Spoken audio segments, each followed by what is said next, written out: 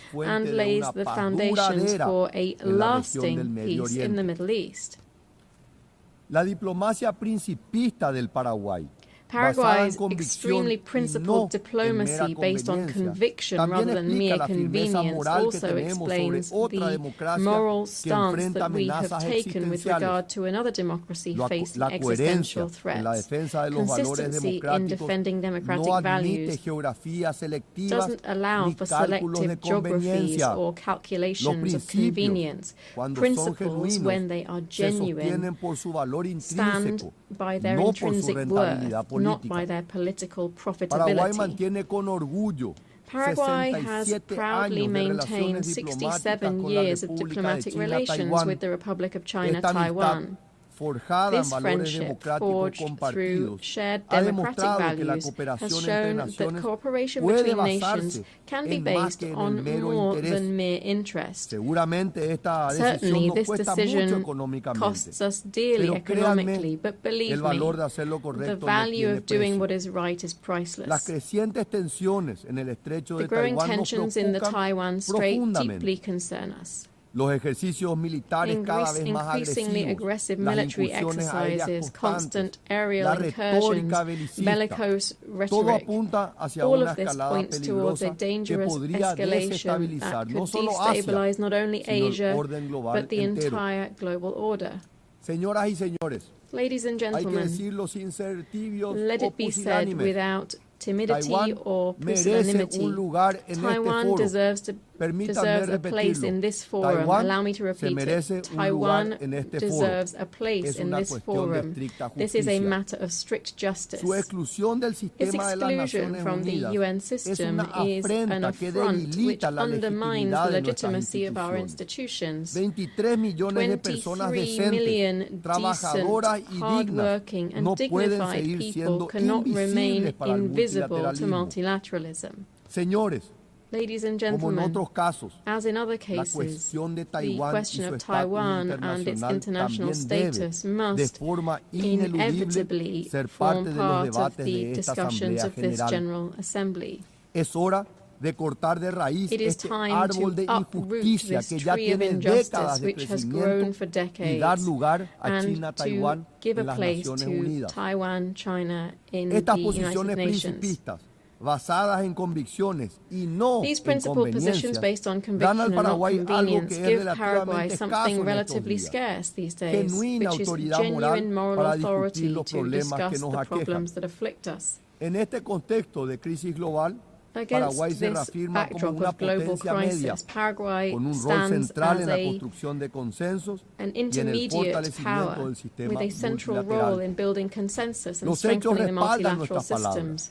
Our words are backed up with facts. Paraguay has a characteristic constructive spirit in multilateral debates. In line with our active leading role, my country is currently a member of the Economic and Social Council. And we have national experts on the Tribunal for the Law of the Sea, the Human Rights Committee, the Committee on Economic, Social and Cultural Rights, and the International Narcotics Control Board, as well as the Advisory Committee on Administrative and Budgetary Questions, among others. Over the term 2026 to 2027, we aspire to the presidency of the Bureau of the Sixth Committee of the General Assembly, and we shall take up membership in the PBC.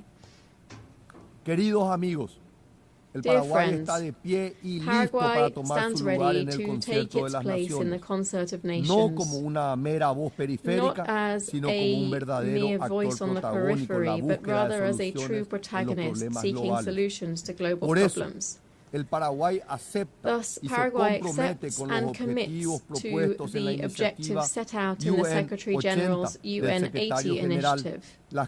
These include the quest for greater efficiency in resource use, simplification of processes, and the review of mandate implementation. We therefore demand the implementation of geographic balance in the appointment of the next Secretary-General. This would strengthen the legitimacy and representation of this organization.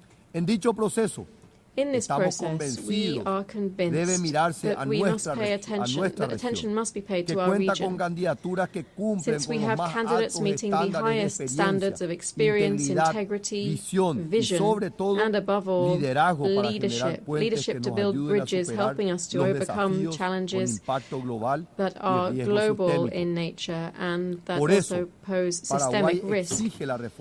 We therefore call for a deep reform of the Security Council to prevent it becoming dispensable within a multilateral system that must provide solutions to the numerous current conflicts, both those between states and those caused by non-state actors. We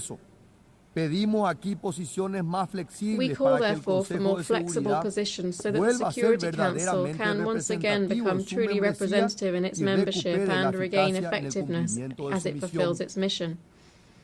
We call for the elimination of the veto, which would bestow greater legitimacy on the body and would enable the UN as a universal organization to once again play a leading role in finding solutions to the great challenges facing our world. Madam President, distinguished delegates, I know that the picture I've painted here is not the brightest. Indeed, it is rather somber. But I prefer to speak truthfully so as to not underestimate the gravity of our current situation. And yet, optimistic as I am, I can't avoid saying this. I look to the future with great hope. As the great writer William Faulkner said, I believe that humanity will not merely endure, it will prevail. With all of our flaws, when we work together, when we place solidarity above division, dialogue above violence, tolerance above hatred, humanity is capable of great things. Building the future is not possible merely by wishing it. Building the future requires intention, persistence, constancy, and discipline. I always say, and I'll repeat it here today, there are no shortcuts to development, just hard work. But words are no longer enough. Our peoples are tired of empty promises, of grandiose declarations that don't lead to bread on the table, safety in their streets, or education for their children. Just like in any relationship where trust is broken down, the key to recovering it is to show results. Democracy must demonstrate that it can deliver, that it can generate prosperity, and it can secure justice, offer hope, be a democracy with a human face and with a social heart, as defended by the great thinkers of my own political movement, such as Ignacio A. Pane, Juan León Mallorquín, and Fulgencio R. Moreno. My party has been demonstrating all of this in office in Paraguay over the last few decades. We have been showing that it is possible to grow economically with justice, with democracy, and with human rights. I'm not saying this arrogantly, but rather with the humility that characterizes Paraguayans. This is a humility born of a history of greatness, but also suffering. Paraguayans know the eternal cycle of rebirth, of suffering, crisis, tragedy. We have had to reinvent ourselves and rise from the ashes, and in that noble process we have built the Paraguay that today is finally being recognized for what it is, a giant that is re-emerging. While the world is faltering, we are building something different, a model that is working, a model that inspires confidence because it's delivering results. The numbers speak for themselves. We have seen economic growth of 5.9% in the first quarter of this year, while at the same time the regional average barely reached 2%. Our inflation stands controlled at 4.2%, which is below the regional average. We are advancing firmly towards post-pandemic fiscal convergence. Our fiscal deficit has returned to 1.5% in the national budget for next year. Our unemployment levels have fallen to historic lows, 5.6% in the first quarter this year. But growth without social justice is worthless. That's why we are implementing ambitious programs to transform lives. Our Zero Hunger in Schools program feeds more than 1 million children a day in 7,000 schools. Cherogapora is turning thousands of working families into homeowners. For the first time, the state is offering mortgages with payments equivalent to rent, transforming a monthly expense into family wealth. I stress that 118,000 people emerged from poverty in a single year. Extreme poverty fell to 4.1%, which is the lowest level in our modern history. But none of this would have been possible without solid institutions. That's why we've undertaken bold reforms. We promoted the Civil Service Act to professionalize civil service, ending with decades of clientelism. We have the Integrity and Transparency Act, creating true oversight and accountability mechanisms and strengthening the office of the Controller General. We've adopted a National Unified Registry Act, which proposes structural transformation and, after 100 years, orders land ownership in Paraguay. The outcome of this is that in July last year, Paraguay achieved investment grade for the first time in its history. Distinguished delegates, the Paraguayan model is not perfect, of course not. We face huge challenges and much remains to be done. But we are changing reality. We are showing today that Paraguay is not merely a country. As the president of the International Automobile Federation, Mohammed Ben Sulayem, said, Paraguay is the country. Señora Presidenta, distinguidos delegados, Madam President, distinguished delegates, I began this speech with some rather somber warnings about the state of global democracy and our societies. The times are grave and there is much to worry about. But I do not wish to end on a pessimistic note. A different, better, brighter future is possible. It just depends on all of us. It depends on our ability to diagnose the problems with courage and to confront them with perseverance and conviction. The future isn't predetermined. Paraguay is living proof that despite the chaos and desolation of war, it is possible to rebuild. It is possible to reconcile prosperity with justice, growth with sustainability, openness with sovereignty. Paraguay, dear friends, stands ready to be part of the solution. The sleeping giant of South America has awoken and is re-emerging with strength. We are ready to be a central protagonist in the struggle for humanity's great values, to be a leading actor in the concert of nations.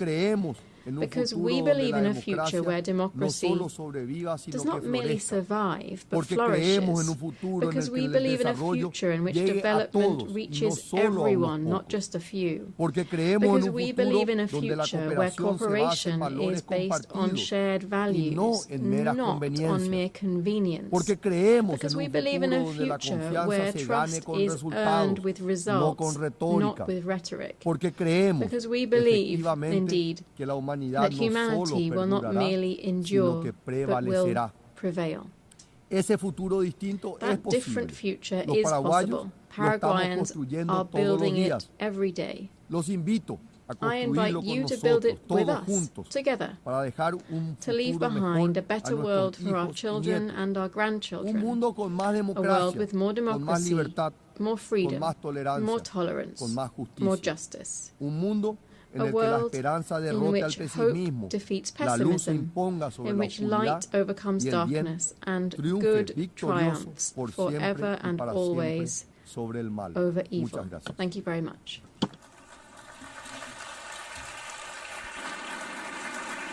On behalf of the Assembly, I wish to thank the President of the Republic of Paraguay. The Assembly now will hear an address by His Excellency Al-Karis, President of the Republic of Estonia. I request protocol to escort His Excellency and invite him to address the Assembly.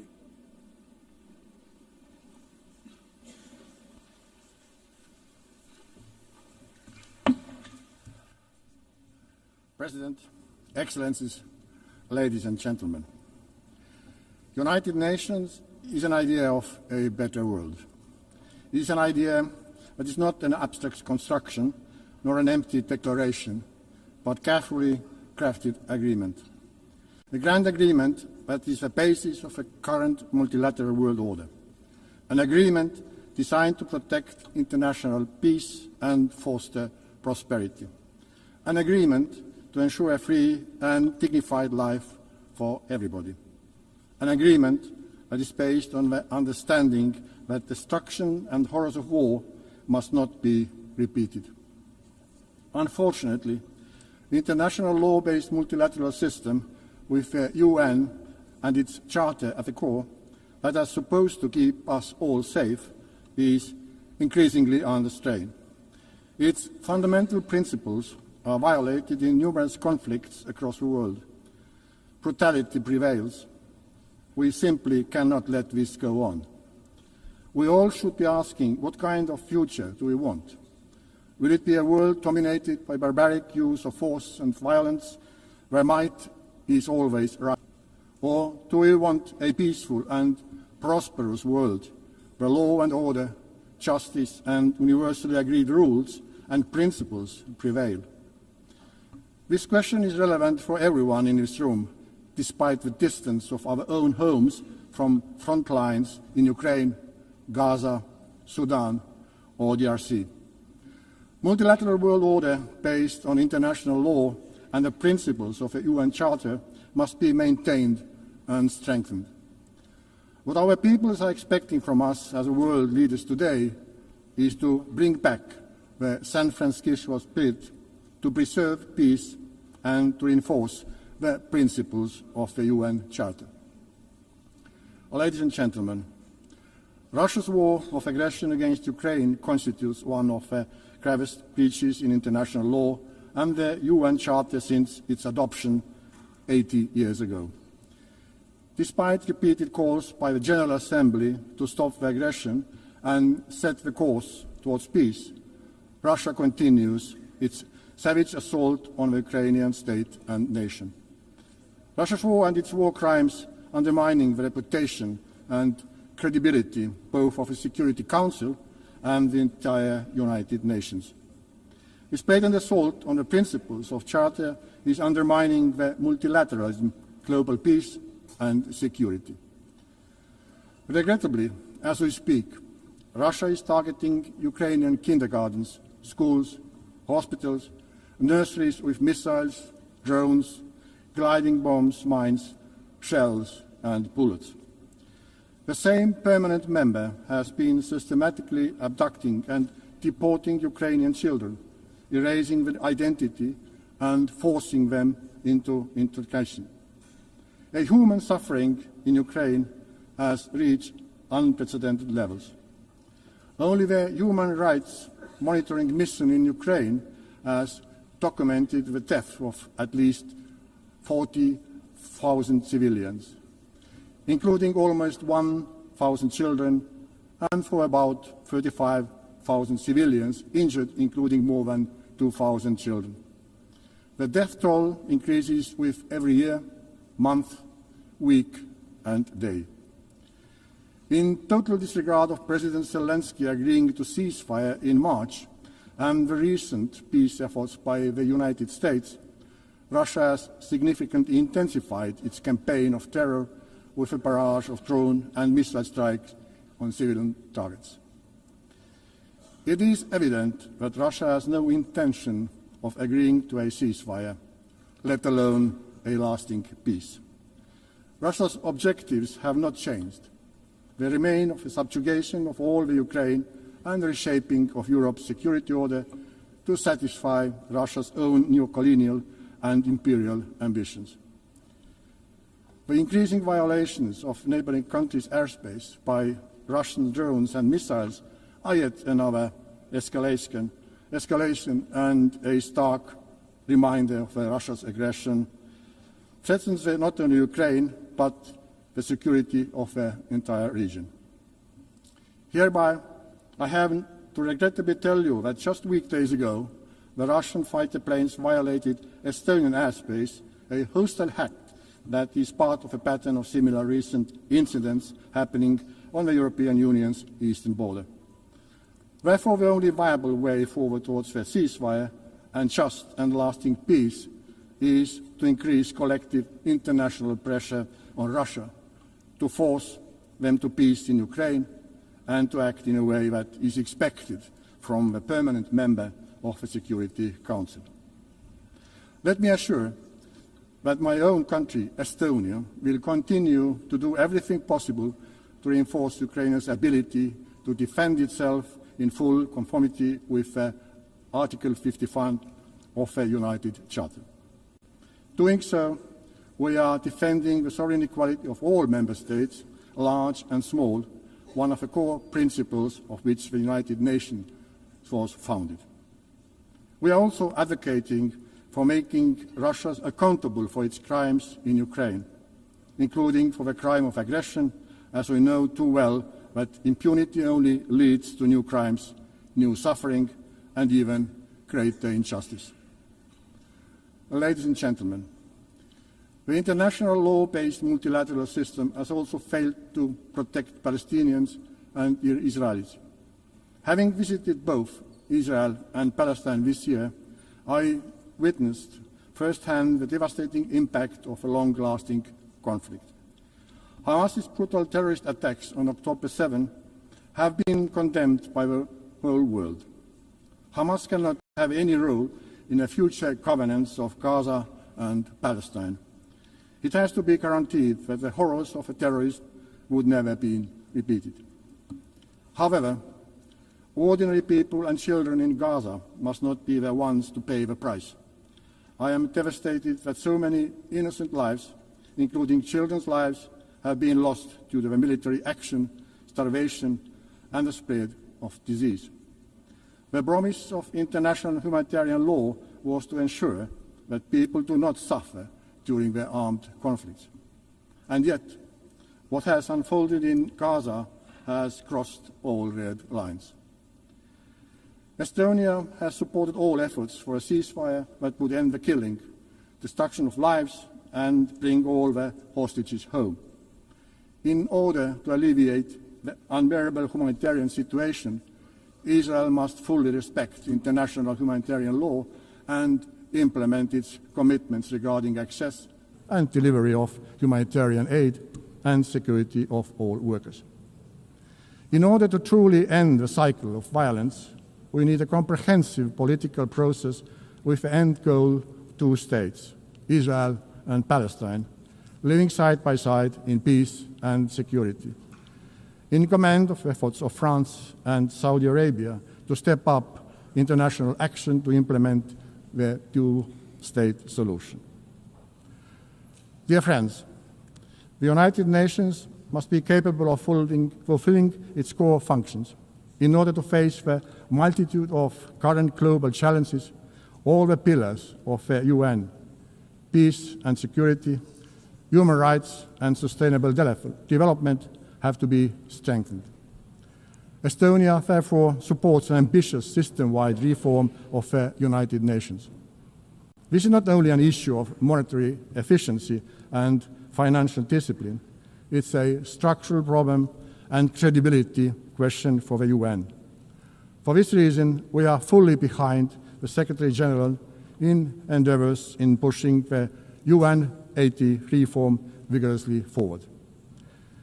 Within this transformation, the reform of the Security Council is of central importance. Estonia supports the expansion of the Security Council membership so that it would include countries that have, inter alia, demonstrated their unwavering commitment to the international law and the principle of UN Charter. and have consistently acted in accordance with these principles. Furthermore, if we want to have functional and respected council, we also need to restrict the use, or rather abuse, of the veto, increase the transparency of the council's work and its accountability. Last but not least, we also need to ensure transparency when it comes to the selection of the next Secretary General of the United Nations. After 80 years of men-only leadership, we are very supportive to the idea that based on a fair process seeking the most qualified candidate, it is high time for a woman to be chosen as a UN Secretary General. We need to put forward ambitious selection criteria, clear timeline, and assure greater role of a General Assembly in this process. Given the current credibility crisis of the UN, we cannot afford to fall short in the selection process. Dear ladies and gentlemen, sustainable development with clearly defined goals remains a central focus of the UN. We have to redouble our united efforts to address global challenges, like the effects of ongoing climate change, which are getting worse in all parts of the world. The upcoming COP30 in Brazil should be a turning point. Countries should submit strong climate plans. These plans should cover all parts of the economy and follow the 1.3 degree goal of the Paris Agreement. Substantial progress during this decade is crucial. We must work together to triple renewable energy production by 2030, because this is the most effective way to reduce emissions. Estonia shows that this is possible. We used to rely on oil shale, a local fossil fuel, for our energy production, but today nearly 40% of our electricity comes from renewable sources. This change happened because of political will and private investments. Let us now raise our ambition together, like we did when we agreed on a World Cleanup Day to be acted upon on 20th September at Estonia's initiative and example worldwide. Not to celebrate it, but to do it. Dear colleagues, in myriad of challenges we face, accessible education is a prerequisite of understanding the current problems, learning from the mistakes of the past, and crafting a better world. Estonian educational system ranks high in many international rankings. We see how this has had an impact to many other fields where Estonia has been doing well, including digital governance, media freedom, and innovation. Our goal is to share with our partners, including through UNICEF board, our diverse experience in innovation, in education, developing educational policies, reforming education, and improving the availability of high-quality education. Every situation, every culture, every context is unique and requires specifically developed solutions. However, allow me to draw your attention to one of specific experience of ours. In 1991, at the start of the Internet revolution, we decided to radically integrate computers and Internet into our educational system. The program Tiger Leap, which had the aim of opening a computer class in every Estonian school within a year, was a cornerstone of Estonia becoming one of the most digital societies in the world today. The world today looks different from the one 34 years ago. But new technology is there again and waiting to put it into the best use. Therefore, Estonia is making a new leap, the artificial intelligence leap. We are again providing the best technological tools available to our students and teachers so that we keep comparative edge in education for years to come.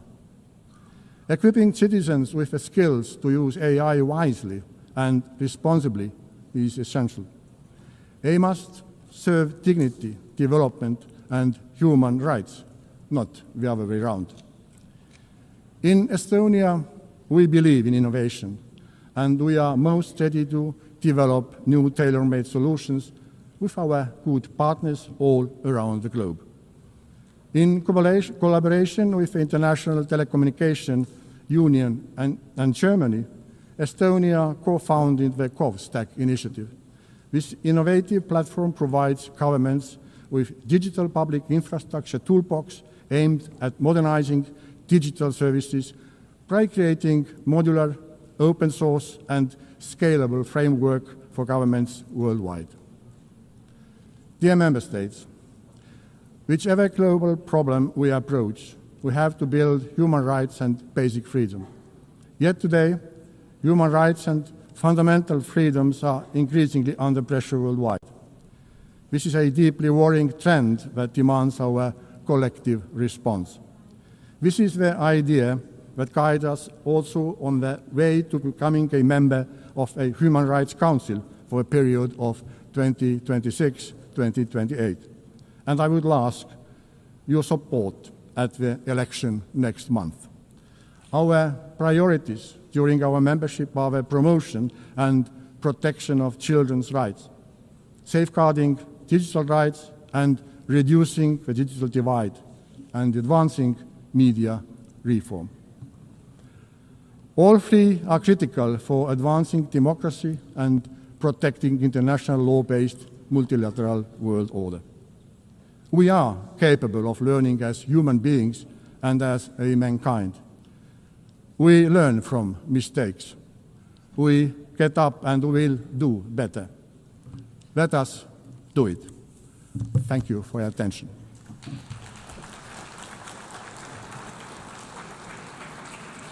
On behalf of the Assembly, I wish to thank the President of the Republic of Estonia. The Assembly will now hear an address by His Excellency Javier Gerardo Milei, President of Argentina Republic. I request the protocol to exhort His Excellency and invite him to address the Assembly.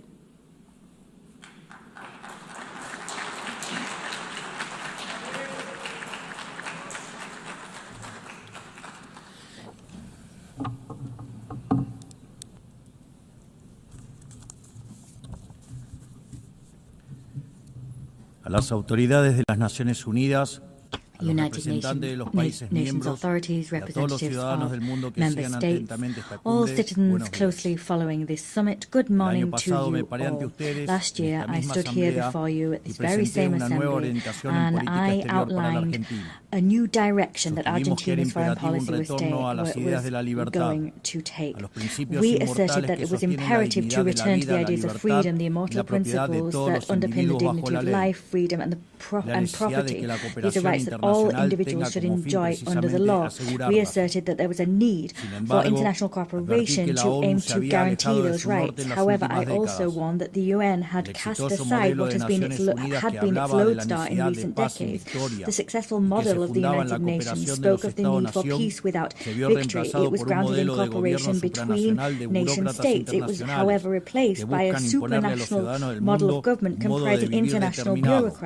Así es como pasamos de una organización que pretendía mediar la paz entre pares a una organización que pretende decidir no solo qué debe hacer cada Estado-nación, sino también cada uno de los individuos en las distintas latitudes del planeta. Nosotros creemos en el fin original de este organismo. Creemos que existen problemas globales que requieren del diálogo y la cooperación internacional para ser resueltos. Pero para eso debemos rechazar estas extralimitaciones que a menudo acompañan a las agendas nobles. Como sostuvimos el año pasado, no acompañaremos nunca el cercenamiento de libertades individuales, comerciales, ni la violación de los derechos naturales de los ciudadanos de los Estados miembros. Durante el último año y medio hemos votado en consecuencia. Esto lo digo a sabiendas de que muchos no comparten mis palabras, porque como siempre dije, es preferible decir una verdad incómoda que una mentira confortable. En esta línea, hoy quiero hablarles acerca de un problema específico que enfrentan todos los países modernos. Actualmente, en todo el mundo se está planteando una contradicción entre el presente y el futuro. pit the present against the future and seeing it as a contradiction. This is a political, economic, and philosophical problem. And the response to that problem and that opposition will determine the course of humankind. If we push to the end this idea of comfort versus discomfort, the entire world, I would say that now the entire world seems stagnating in the comfort of the present, overlooking the consequences that will have for the future. Given that doing what is uncomfortable seems to strip votes and power from those that take it on, leaders prefer to do everything in their power to protect the status quo that they inherited. And they do so disregarding future consequences. They light a fire to heat the future and heat the present and disregard the future. Modern states have thus entered into a very complex dynamic from which they cannot return. Incentives both for people and politicians mean that we tend to talk about the distribution of wealth today, overlooking the need to compile wealth for tomorrow. Currently, decision makers are facing the decision. Either they preserve the legacy that was entrusted to them or they destroy it. This legacy can be accumulated wealth, productive capacity, laws, or any other thing that serves the common good. In general, they tend to if they burn their legacy, if they opt to continue with what's comfortable, they'll have a lot of profit and benefit in the future, but there will be great future costs. What you put aside today, you lose for tomorrow. They seem to be preserving growth and prosperity in the present and casting aside the well-being of future generations. We need to find a balance, meaning that eating bread today doesn't mean we'll go hungry tomorrow. We need to guarantee sustained growth and well-being. That's something economists call economic growth. That growth can sometimes seem slow and sometimes halt briefly because progress is never linear, but it's precisely long-term consistent growth that systematically revolutionized the world and has wrenched thousands of millions of people from poverty. The difference between zero growth and 2% growth in the long term is the difference between stagnation and prosperity. The Argentinian people know a great deal about this issue because we're the only country in the region that hasn't experienced growth in the last 15 years. In legal terms, growth, the condition for growth, is respecting the sanctity of property and the free market. And that means nothing other than ensuring free trade between peers and free cooperation between peers. Without the right to ownership, there can be no savings, and without savings or free trade, there is no investment. If there's no investment, there can be no growth. But it's not in anyone's individual political interest, apparently, to respect these principles, because it is precisely when we expand the state that individual freedoms of the citizens are eroded. And we simply seek to protect ephemeral present well-being to earn votes, and that's what our politicians do. Accumulated wealth decreases over time with this way of moving forward. And so what we're seeing now is countries are increasing public expenditure, but that doesn't ultimately create wealth, it rather destroys wealth. With that in mind, politics gains power on two fronts. They get democratic legitimacy and they obtain resources that they can spend. So politics has a double incentive to foster that intergenerational betrayal, because despite the fact that people lose in the future if this course is followed, there's short-term gain. A great man may be that who sows trees whose shade he will never enjoy. The great man might be the one who cuts down the trees that others sowed. But this cannot continue. This is the major trap that all nations are succumbing to. When this process is continued, growth stagnates. When growth stagnates, the demand for redistribution of wealth grows ever louder. So populist policies become, and the calls for them, become stronger and stronger. These policies appeal to envy and resentment. And the ultimate conclusion of this process is vulnerable young people suffocated under the weight of a state that they know is only there to exploit them. fiscal expansion, monetary expansion, and the expansion of state power is suffocating individuals, and that's all part of a pattern which we're seeing across all countries, particularly those who claim to make up the free world. But the problem is not only one of economic policy. We also see it when there are violations of equality before the law, or when we indiscriminately open the doors to immigration for political reasons. On the contrary to what we don't see there is immigration, we see invasion. International cooperation bodies have this one among its number, and such international organizations are not alien to this problem. As the years have passed, this organization has acquired responsibilities that run counter to its founding spirit. It has created layer upon layer of organizations, agencies and programs until it achieved this hypertrophy of administrations that are barely effective when it comes to resolving the problems for which they were created. Responsibilities that the UN has taken on have swelled and swelled, and in step with that, the contributions made by member states have swelled, and in turn, the palpable results that this organization has achieved have greatly reduced. They can't offer the world what they could. There's this cocktail of incentives, and in addition, you have in this organization, unlike how it was, international organizations now see a situation whereby no one's really held accountable for their failures to resolve problems. This contradiction between lofty goals and scant results has created the erosion of the prestige of this House. Without going further, the poor results of Agenda 2030 bear witness to what I've outlined above. What continues to be seen in practice is a cycle whereby we recycle structures. There is more and more being spent and more targets being set for this region. Argentina decided to step aside from this process because we saw in Agenda 2030 the improper expenditure of scant resources for purposes that we don't share in order to distract attention from the real global difficulties. The world is on course for stagnation, and that's why we stood apart. I need to raise the alarm here because in Argentina we've seen the natural consequences of proceeding in this way. You keep doing what's comfortable, but then you end up out of step with the future. In other terms, what I'm saying to you is that we're speaking to you from a future that hasn't arrived to you yet, and you've still got time to avoid this problem because no society will survive if it sets fire to the future to simply heat the present. In my country, we've learned the hard way a very valuable lesson. For decades, we jeopardized a future in order to distribute the dividends of the present. In 2020-30, we finally got to a point where we had 100 years of doing things improperly. We've been kicking the can down the road, but there was no one left to kick the can to. And then what happened was what I outlined previously. Our state crumbled as a result of this implosion. For the last year and a half, we've taken on the Herculean task of administering and managing extreme scarcity. And for the first time in decades, we're doing what we have to do for a better future. So the only way to usher in that better future is to do exactly the opposite of what we previously did.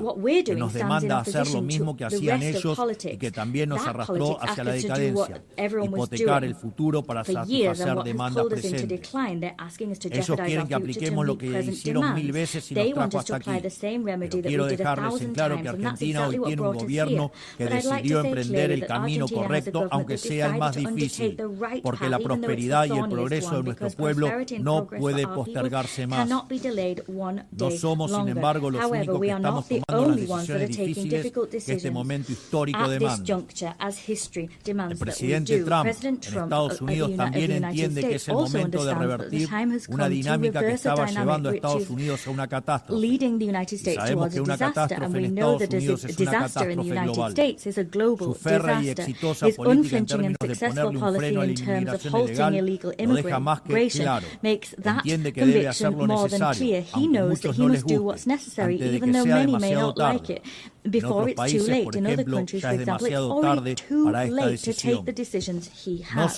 That's not only what's important. What Donald Trump is also doing is restructuring the terms of international trade in an unprecedented fashion. That's a titanic task which gets to the very core of the global economic system, because that system has been gnawing away at the industrial heart of his country, and the country now has a unparalleled debt crisis. Furthermore, he's undertaking a cleaning up of the institutional capture of the American state, because it's being infiltrated by left-wing factions that were seeking to undermine any reform program that was necessary.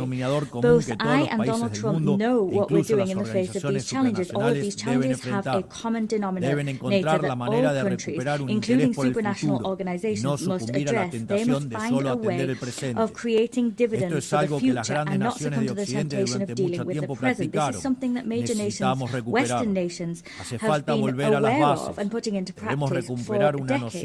We need to get back to that. We need to go back to our roots. We need to tackle priorities first, and that needs to go hand in hand with the idea that you need to do what's difficult but right and prioritize that over and above what's easy and comfortable. As I previously said, this also stands for international organizations that have gradually been integrating such actions into their ecosystem. I think I speak on behalf of all of you when I say that the UN must lead the charge when it comes to this paradigm shift. They must return to the roots that made it the great organization that it once was in the past. I wish to humbly lay before you as an assembly four principles that we think might serve as we seek to achieve the aforementioned goal. One, the principle of a core mandate. The central mission of the United Nations is to preserve international peace and security. Everything else must be viewed as complementary to or in service of that goal. The strategic management of resources of this institution consequently requires that we stick to our priorities and not take on others. Principio de subsidiariedad internacional. La ONU debería intervenir sobre un tema únicamente cuando sea evidente que el problema excede de manera demostrable las capacidades de acción nacional. En todos los demás casos corresponde devolver la iniciativa a los Estados, que son quienes poseen legitimidad democrática y responden ante sus pueblos. 3. Principio de eficiencia institucional. Así como la Argentina ha iniciado un proceso de optimización del Estado, eliminando estructuras redundantes y devolviendo recursos a los contribuyentes, entendemos que la ONU necesita un camino similar. Eso implica la realización de auditorías confiables, el cierre de programas ineficaces, la consolidación de agencias únicas y un financiamiento condicionado a resultados verificables. 4. Principio de simplificación y racionalización normativa. La paz no es solo ausencia de conflicto, requiere sociedades prósperas. La cooperación internacional no debe transformarse en un obstáculo para el crecimiento económico y la generación de oportunidades. Por eso, solo debemos apoyar iniciativas que no restrinjan la capacidad de los Estados de liberar sus fuerzas productivas, atraer inversión y fomentar el comercio, que son el camino más exitoso para reducir la pobreza. Creemos que estos 4 principios serían grandes valores para reencauzar esta organización, para que así pueda perdurar y traer resultados palpables en el tiempo. Para finalizar, quiero recordar 4 cuestiones sensibles y de vital importancia para la República Argentina. En primer lugar, quiero reiterar nuestro reclamo legítimo e irrenunciable sobre la soberanía de las Islas Malvinas, Georgias del Sur, Sandwich del Sur y los espacios marítimos circundantes que permanecen ocupados ilegalmente. A pesar de los 80 años que pasaron desde la creación de esta organización, situaciones coloniales como esta siguen sin ser resueltas. Por lo que invitamos al Reino Unido a reanudar las negociaciones bilaterales de conformidad con la resolución 2065 de esta misma Asamblea General, junto con todas las resoluciones posteriores que la acompañan.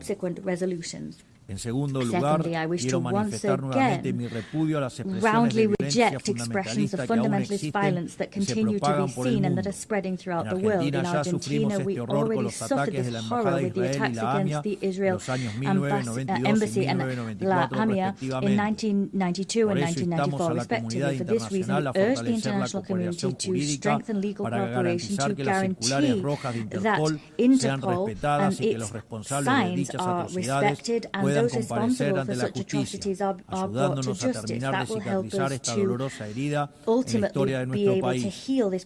Tercero, estamos asistiendo a una escalada inadmisible en la violencia política por parte de la izquierda a nivel global, violencia que en Argentina conocemos muy bien. Es inadmisible recurrir a la fuerza allí donde las razones fallan. Por eso repudiamos enfáticamente estos procedimientos que atentan contra las normas básicas de convivencia democrática. Cuarto, peaceful coexistence. La situación del ciudadano argentino the situation of the Argentine citizen Nahuel Gallo, who was abducted and detained arbitrarily in Venezuela without charge, with no legal assistance or consular assistance. In simple words, this is a forced disappearance. We demand that the Venezuelan government release him immediately, and we appeal to the international community so that this legitimate claim is heeded. This in defense of the most basic principles of international law and human dignity. Finally, we reiterate our demand for the immediate release of the hostages which remain captive in Gaza. Finally, may God bless the free world. May the forces of heaven accompany us. Thank you. Thank you very much. On behalf of the Assembly, His Excellency, the President of Argentina Republic.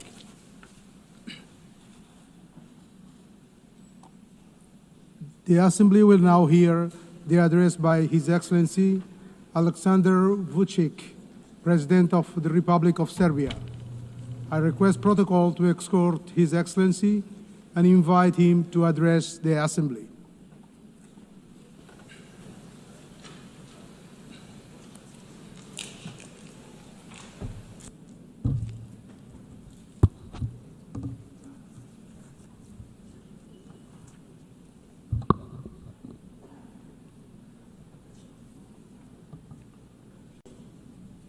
Excellencies, ladies and gentlemen, I'm very honored to address this 80th anniversary session of the General Assembly of the United Nations on behalf of the Republic of Serbia, a founding member of the United Nations and a freedom and peace-loving country proud of its history. This year, we mark 8 decades of the existence of the World Organization, and during that period, the UN has provided a framework for dialogue, cooperation, and solidarity among the nations, short of which it would not be possible to respond to the challenges of our day. Only by joint efforts we can create a future featured by security and dignity.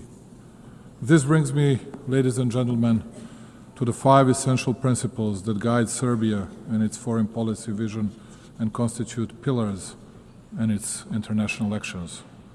Number 1, the United Nations is not a relic of the past. It is a compass for the future. 80 years on, this is a moment for reflection, but also for candor. The UN should not be a stage where giants wrestle while smaller countries hold their breath. It should be a round table where every seat counts. Countries like ours, countries that belong to Global South, are too often treated as chess pieces. It's time to show that we can be conveners, innovators, and guarantors of cooperation. We may not have the loudest voice, but we often have the clearest vision, because we see both East and West at once. Our engagement with all partners does not mean blind agreement. It means respect for sovereignty, territorial integrity, and a belief that dialogue is stronger than division. Serbia is a reliable, predictable partner, but reciprocity matters. We will defend our autonomy as firmly as we defend cooperation. The United Nations Charter was not written to serve one moment in history. It was written to withstand the test of time. In a world facing deep geopolitical fractures, the United Nations Charter remains the only framework capable of holding us together. Serbia is not a buffer zone, it is a bridge, and bridges connect, they do not divide. Therefore, as the President of Serbia, for the first time I would like to offer Belgrade, the capital of Serbia, as a place of dialogue for all the conflicts around the world.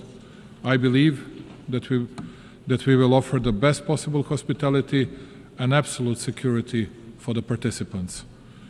The world is facing its deadly surge in violence since World War II. In 2024, 61 armed conflicts erupted across 36 countries, the highest number in more than 7 decades. The proliferation of misinformation, particularly via digital platforms, has fueled distrust between countries, targeting elections, trade negotiations, and public sentiment. Serbia believes in pragmatic cooperation, finding common ground even where disagreements persist. People around the world are frustrated with governments and businesses, and they want a better future for themselves and their families. The best way to deliver that is through collaboration across nations. We live in times of the most difficult conflicts and the most difficult divisions within countries, continents, and regions since the foundation of the UN. A particularly worrying thing is a fact that, provoked by different factors, we have the deepest and the most difficult divisions within each society, with, most often, extremely violent consequences of actions of mutual non-understanding, non-communicating, and distancing from what used to be accepted as elementary decency and behavior in both country-to-country and people-to-people relations. The world is divided, believe it or not, less by ideological, but much more by emotional, hate-driven differences caused by undermining of countries, societies, elementary moral values as well. In each village and hamlet worldwide, and particularly with the members of the citizens' alleged elite, at least it used to be the case, no matter who dies of natural causes, and especially if someone dies in an accident or gets killed, the biggest part of the society felt the need to pay their respect to the deceased, even those who didn't think highly of the respective person during his or her lifetime.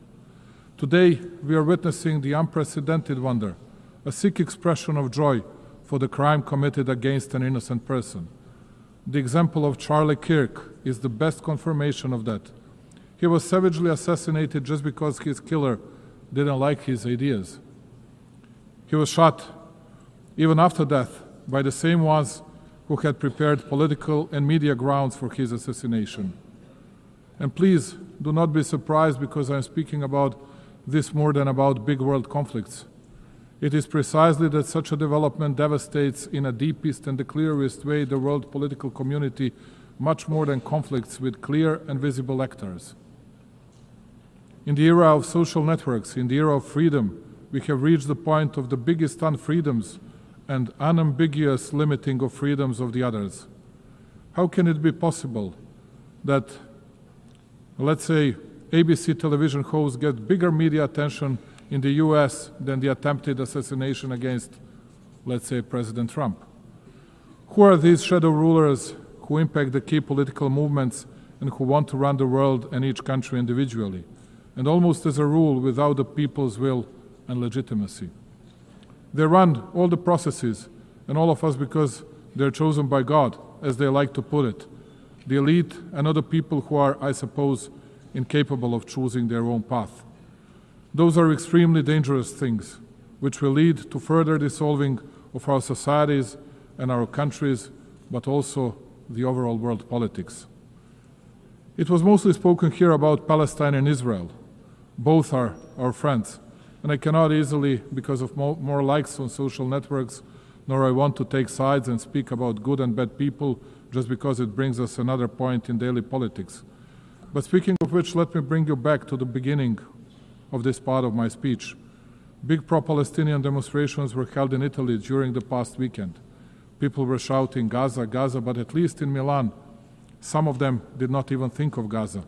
The only thing that was on their mind was demolishing and burning down of what the Italian people had created for centuries, just because it is popular to be against the government and take part in some kind of violence. And when otherwise very composed Italian Prime Minister Giorgia Meloni calls such hooligans, rightly so, thugs, we all ask ourselves what the next stage would be like and what awaits us in the future. During the past month, Serbia was facing unrest and attacks against the constitutional order. In spite of the violence exerted by the protesters, we tried to find a significant share of blame in myself, ourselves, and in us running the country. I wanted to listen, and I understood the message of the people in the streets. That is why, just like here at the United Nations, I believe that the dialogue between the nations and countries has no alternative.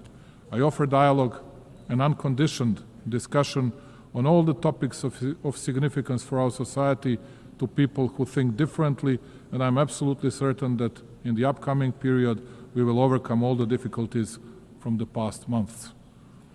Progress on global challenges is uneven. Financing is dwindling, the UN budget is constrained, and smaller nations often lack access to the tools and support that richer countries enjoyed, particularly in the energy transition.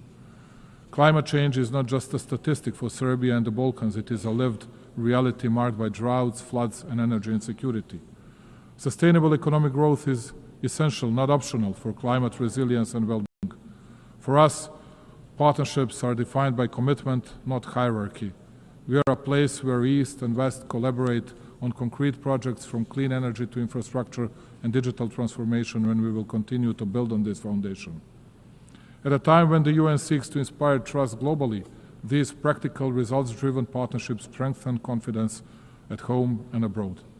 Distinguished colleagues, alongside many other member states, especially those who do not belong among great powers, Serbia is adamant in pointing to the importance of and respect for the fundamental principles and rules of the Charter of the United Nations. Perhaps it is only too proper to repeat today what we committed to 8 decades ago.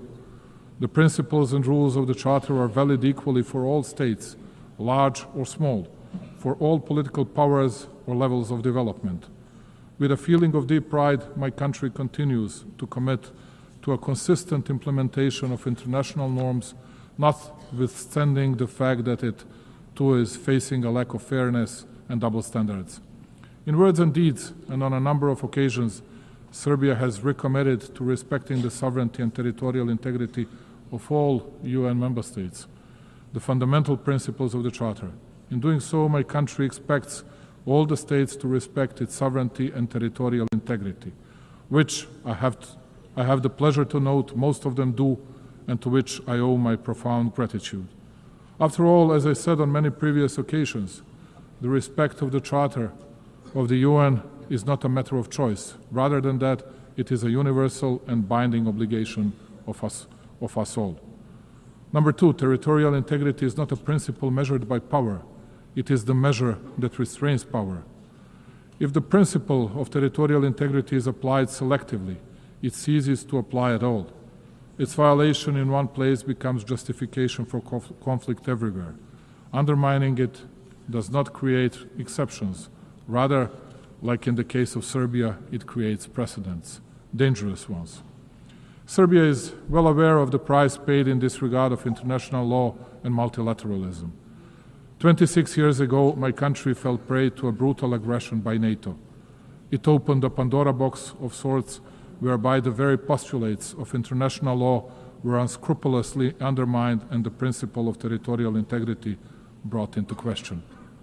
The consequences of such actions of those who consider themselves untouchable at the time are felt today as well. Even though small in respect of global powers, Serbia is not deterred from commitment to the principles of international law.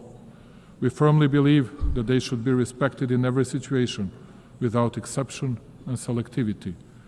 As a persistent drop can shape stones over time, so does our perseverance in defending universal norms help assert their durability. Serbia will continue advocating those principles, as the observance of the respective is the only reliable way to peace and stability. This rostrum and this occasion are the best opportunity to reiterate that my country will never forget its history, its people, its sanctities. Kosovo and Metohija is an inseparable part of Serbia, the main pillar of its identity, culture, and spiritual heritage. For us Serbs, it is not only a piece of land, it is the cradle of our spirituality and our existence on that land over centuries. Our concern is not only moral and historical, it is humane too. It is with a heavy heart that I advise of the dramatic circumstances in which the Serbs of Kosovo live today. Day in, day out, they are denied basic human rights, the right to life, freedom of movement, the right to education and health protection, access to workplace and property. They live in isolation, basic foods and medicines are in short supply, while children grow up in a fear and uncertainty. Their situation is not only local by nature, it touches upon the conscience of the entire international community and is a test of its readiness to fend for the innocent and helpless. We witness ethnic violence suffered by the Serbs almost every day. It is frightening in size and scope. The Serbs are physically attacked, intimidated, arrested unlawfully, their property is confiscated, and their rights to language, education, and cultural expression limited. The Serbs are often discriminated against, too. The practice sets the stage to make life in Serbian communities more difficult, as they are denied basic services, taxed exorbitantly, and erected hurdles and obstacles too. This is aimed at creating fear and pressure, and by extension change the demographic picture and force the Serbs to flee Kosovo and Metohija. Serbia therefore calls on the international community to take concrete and resolute measures to stop the violence in order to ensure security and rights of all peoples in Kosovo and Metohija. Compassion is not good enough. We need deeds and protection mechanisms. Notwithstanding the continuous, open and obvious violations of UN Security Council Resolution 1244, Serbia continues to believe in dialogue under the European Union auspices. It has no alternative, and if true and committed, it is the only way to a just and sustainable solution in line with international law and with full respect for mutual obligations. Just as in the past, my country will continue to fight for peace, patiently, emphatically, and in good faith. Number 3, the Balkans must not be a stage for the ambitions of others, but a space for shared responsibility. 30 years after the conflict, stability has become our highest value. The nations of the Balkans deserve the right to shape their future free from external patronage through cooperation, mutual respect, and regional ownership.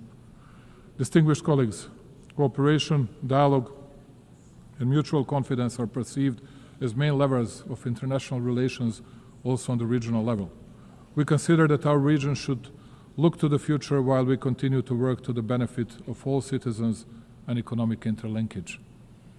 To paraphrase Indira Gandhi, who once said that one cannot shake hands with a clenched fist, let me say that Serbia will keep its hand extended, the hand reaching over divisions and borders, devoted to stability and prosperity for all those who strive for a positive agenda and a vision of common European future.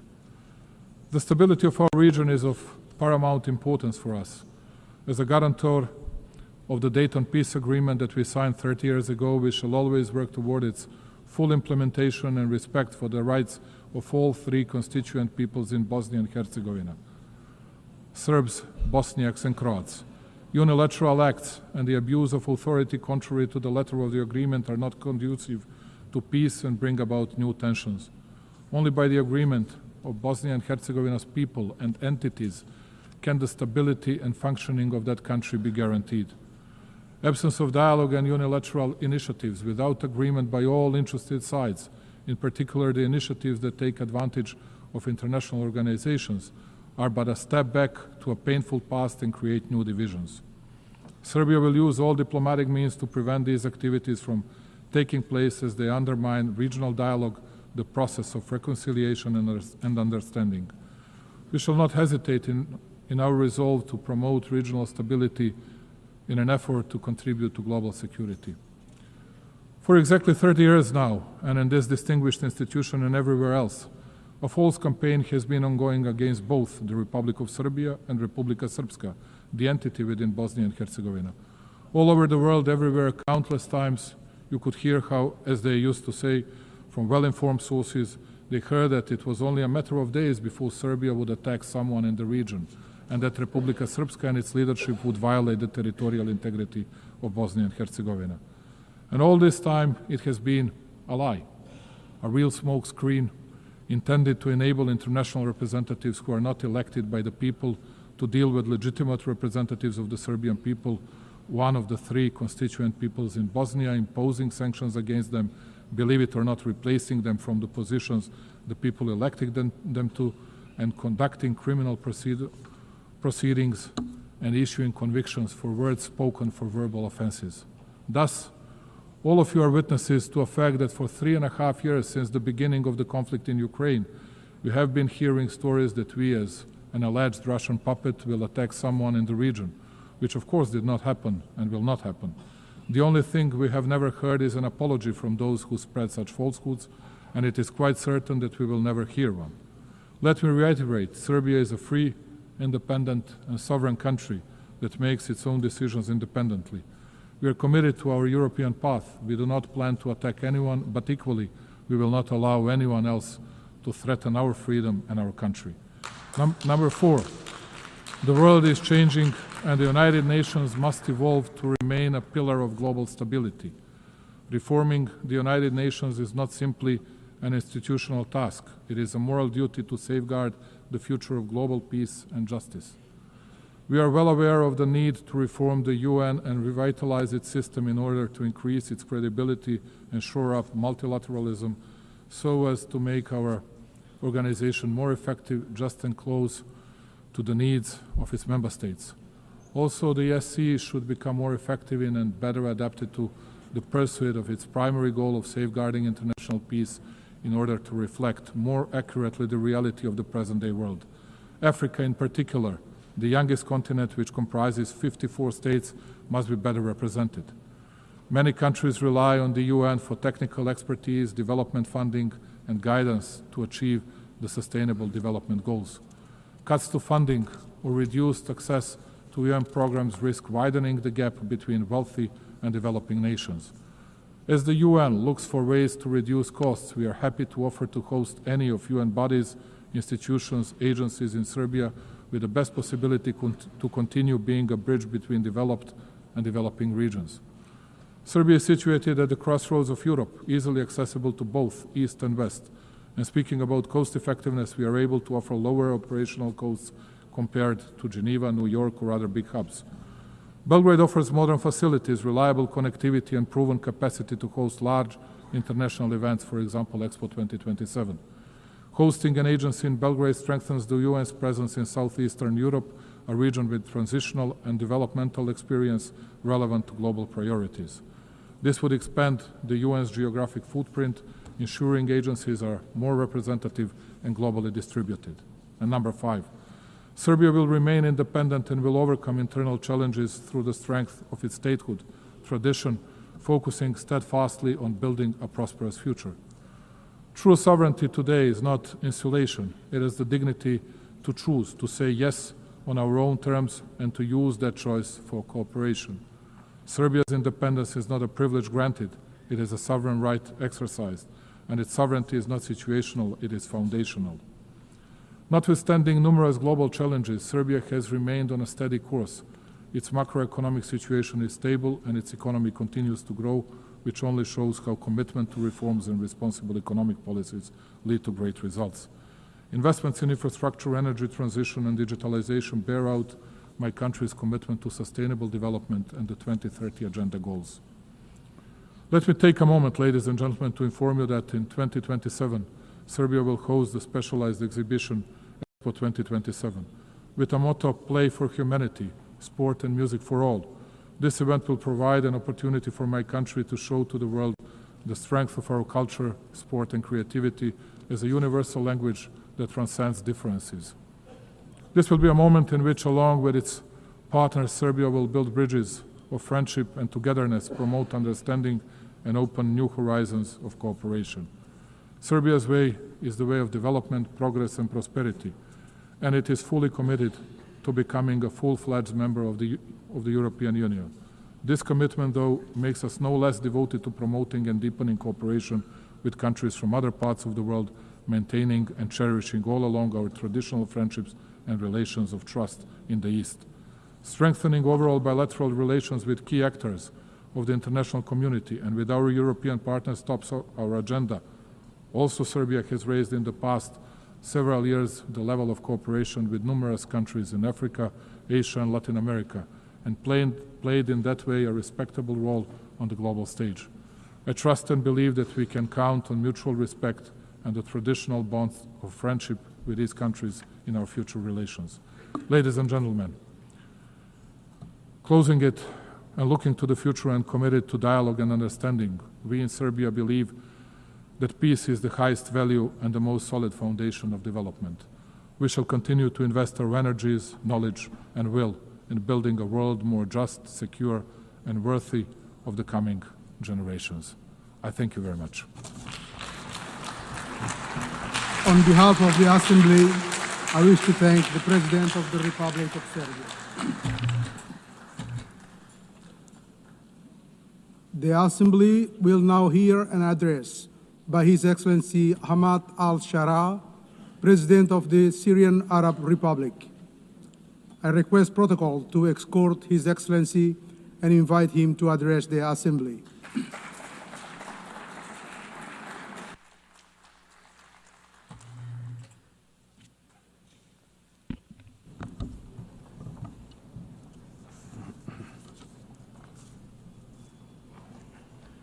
بسم الله الرحمن الرحيم.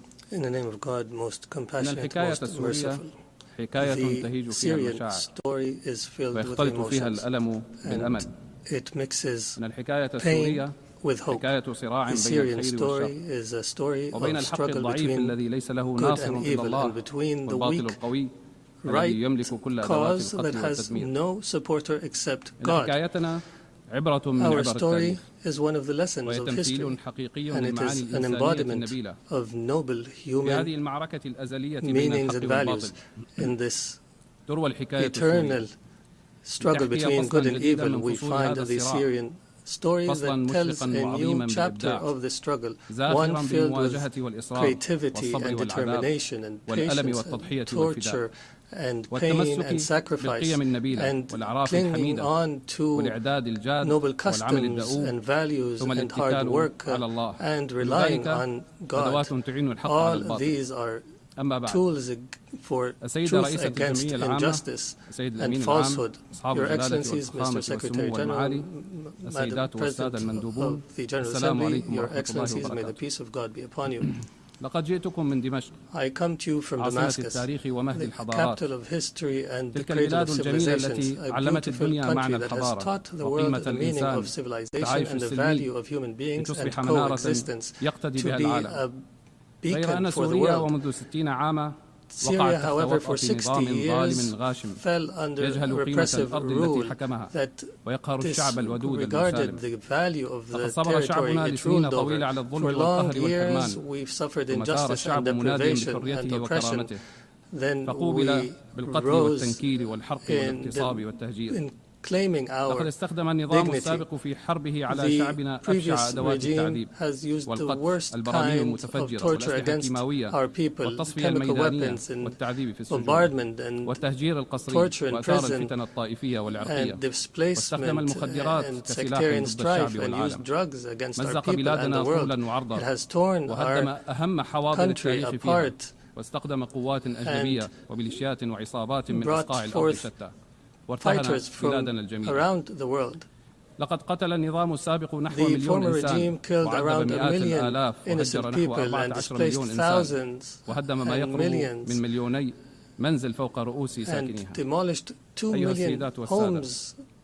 Ladies and gentlemen, the unarmed people were attacked using chemical weapons. Our women and children have inhaled toxic gases, all this to silence truth. And with all this criminality, there was no language for solution. Despite the office, this people had no means and choice but to organize itself and to organize militarily to oust a criminal regime. It was a military operation that was filled with mercy and good and that prioritized tolerance and that did not target civilians. It targeted justice without vengeance.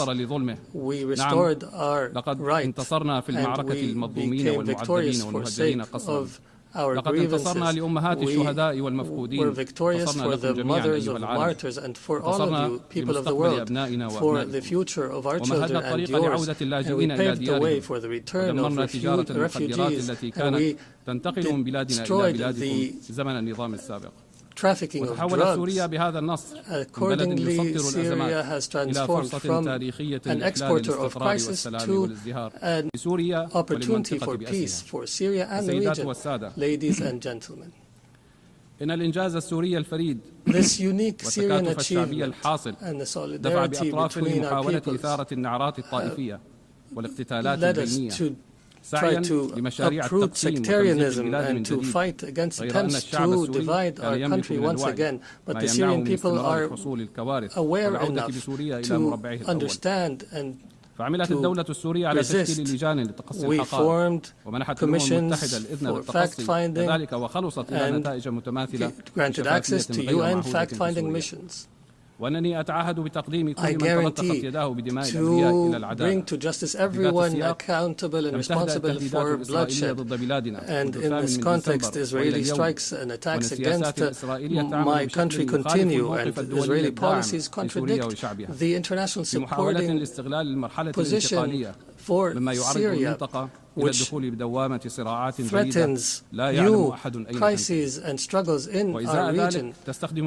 For this purpose, and in face of this aggression, Syria is committed to dialogue, and we are committed to the disengagement of forces agreement of 1974. And we call on the international community to stand beside us in the face of these attacks. Ladies and gentlemen, from the very moment the former regime fell, we set out a clear strategic policy built upon three pillars: balanced diplomacy, security, stability, and economic development. We filled the power vacuum, called for an inclusive national dialogue, and announced a government of competence. We strengthened the principle of participation and established a national commission for transitional justice and another for the missing, ensuring justice and fairness. We are now proceeding toward electing representatives of the people in the Legislative Council. We restructured civil and military institutions, dissolving all previous formations. Through intensive diplomatic activity, Syria restored its international relations and forged regional and global partnerships, and achieved the gradual lifting of most sanctions. And we call now for the complete lifting of sanctions, so that they no longer shackle the Syrian people.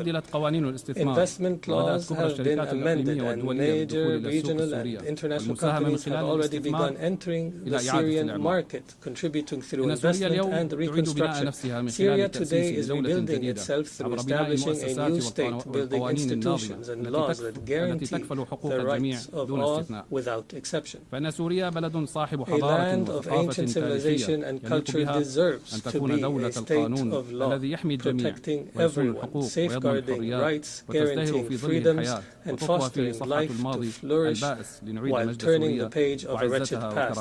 We are determined to restore Syria's glory, dignity, and honor. And in continuation of the Syrian story, I declare before you today the triumph of truth over falsehood. Truth has come and falsehood has perished. Syria is reclaiming its rightful place among the nations of the world. This announcement is the echo of a great people's will, a people who forged glory throughout the ages, who rose again from beneath the rubble to restore their rights and freedom and dignity. On behalf of the Syrian people, I extend gratitude to everyone who stood by the Syrian cause, who aided Syrians in their tragedy, and who welcomed them in their countries, and to all nations and peoples who rejoiced in the victory of the Syrian people's will. And I particularly thank Turkey, Qatar, the Kingdom of Saudi Arabia, and all Arab and Islamic states, the United States of America, and the European Union. And before I conclude, let me affirm the suffering Syria endured, we wish upon no one. We are among the peoples most deeply aware of the horrors of war and destruction. For this reason, we stand firmly with the people of Gaza.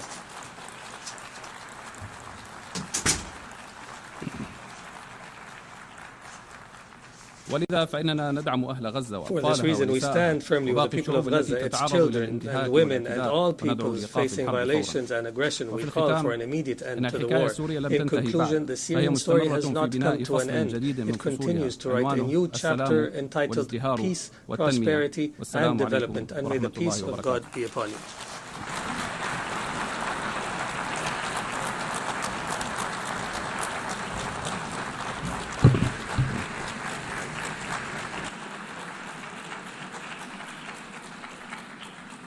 On behalf of the Assembly, I wish to thank the President of the Syrian Arab Republic.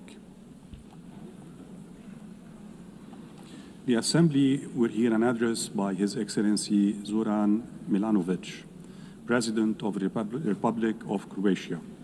I request protocol to escort His Excellency and invite him to address the Assembly.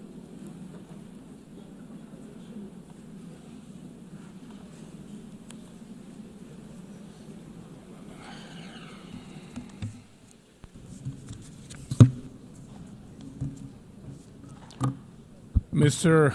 Vice President, Excellencies, ladies and gentlemen, for Croatia, the United Nations has always been a core, essential global institution.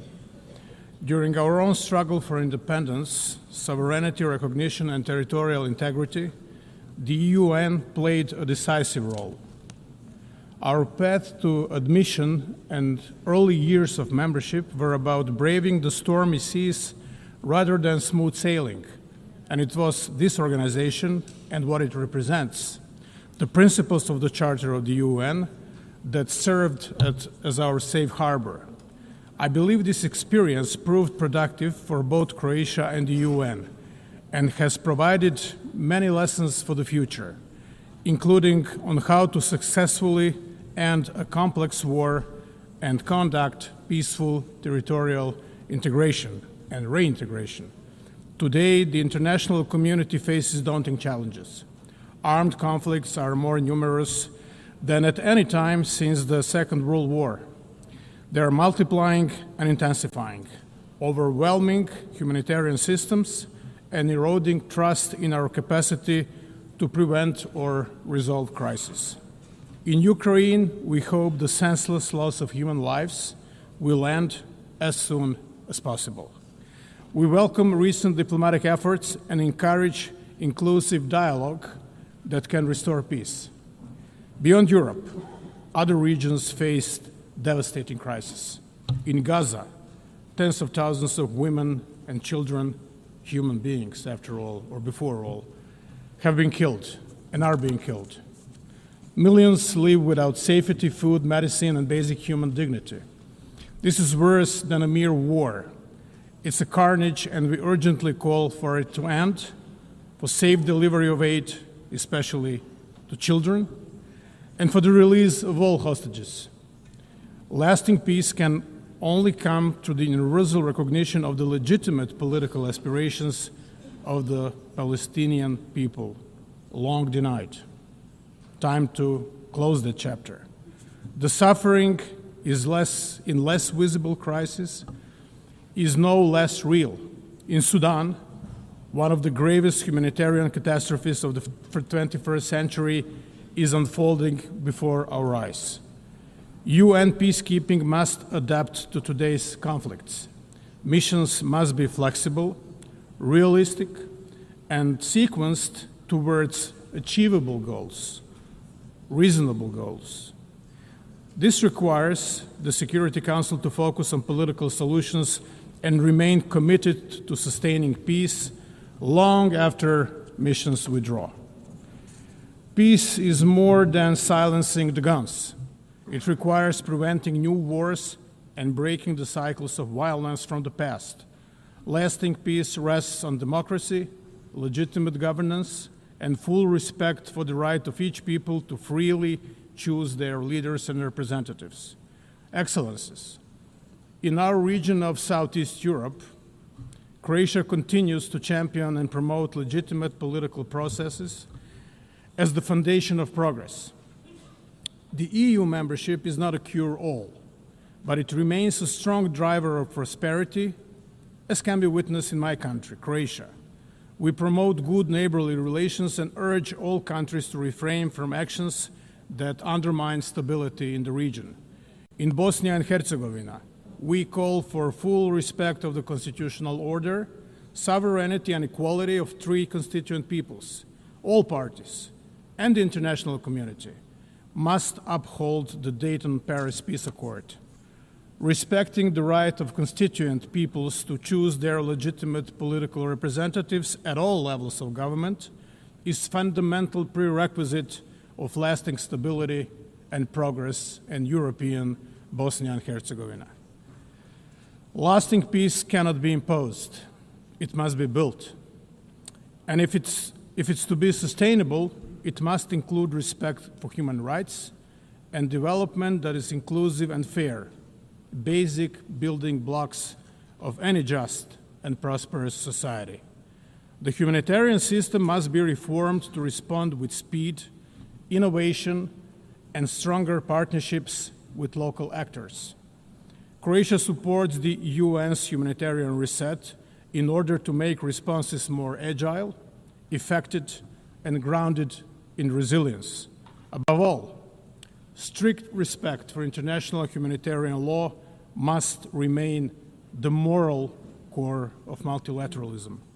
In Croatia, decades after the homeland war, 3 decades, 3.5 decades, families still search for 1,744 missing loved ones.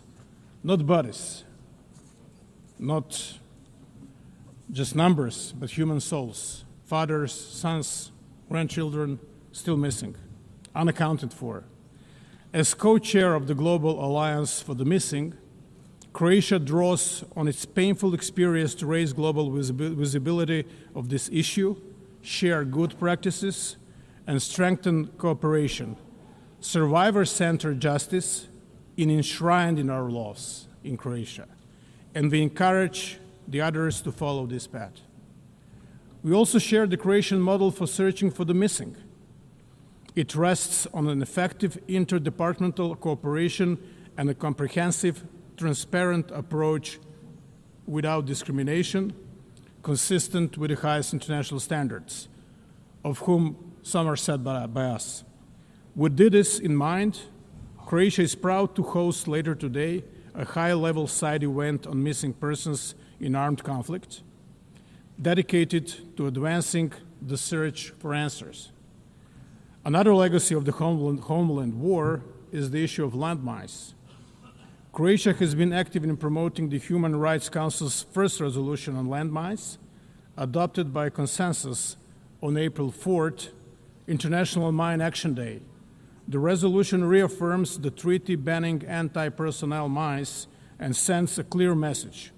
The needless cruelty of these weapons violates basic human rights, violates the sense of humanity, the notion of humanity.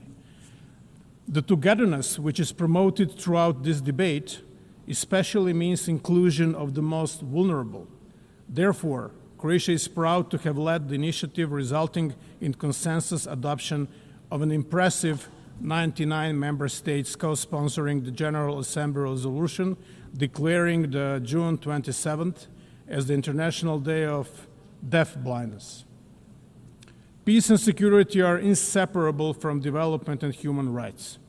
The founders of the United Nations acknowledged this when they placed these 3 pillars at the heart of the organization. As we marked the 10th anniversary of the General Assembly's resolution on the 2030 agenda, Croatia reaffirms its commitment to the SDGs and to ensuring that no one is left behind.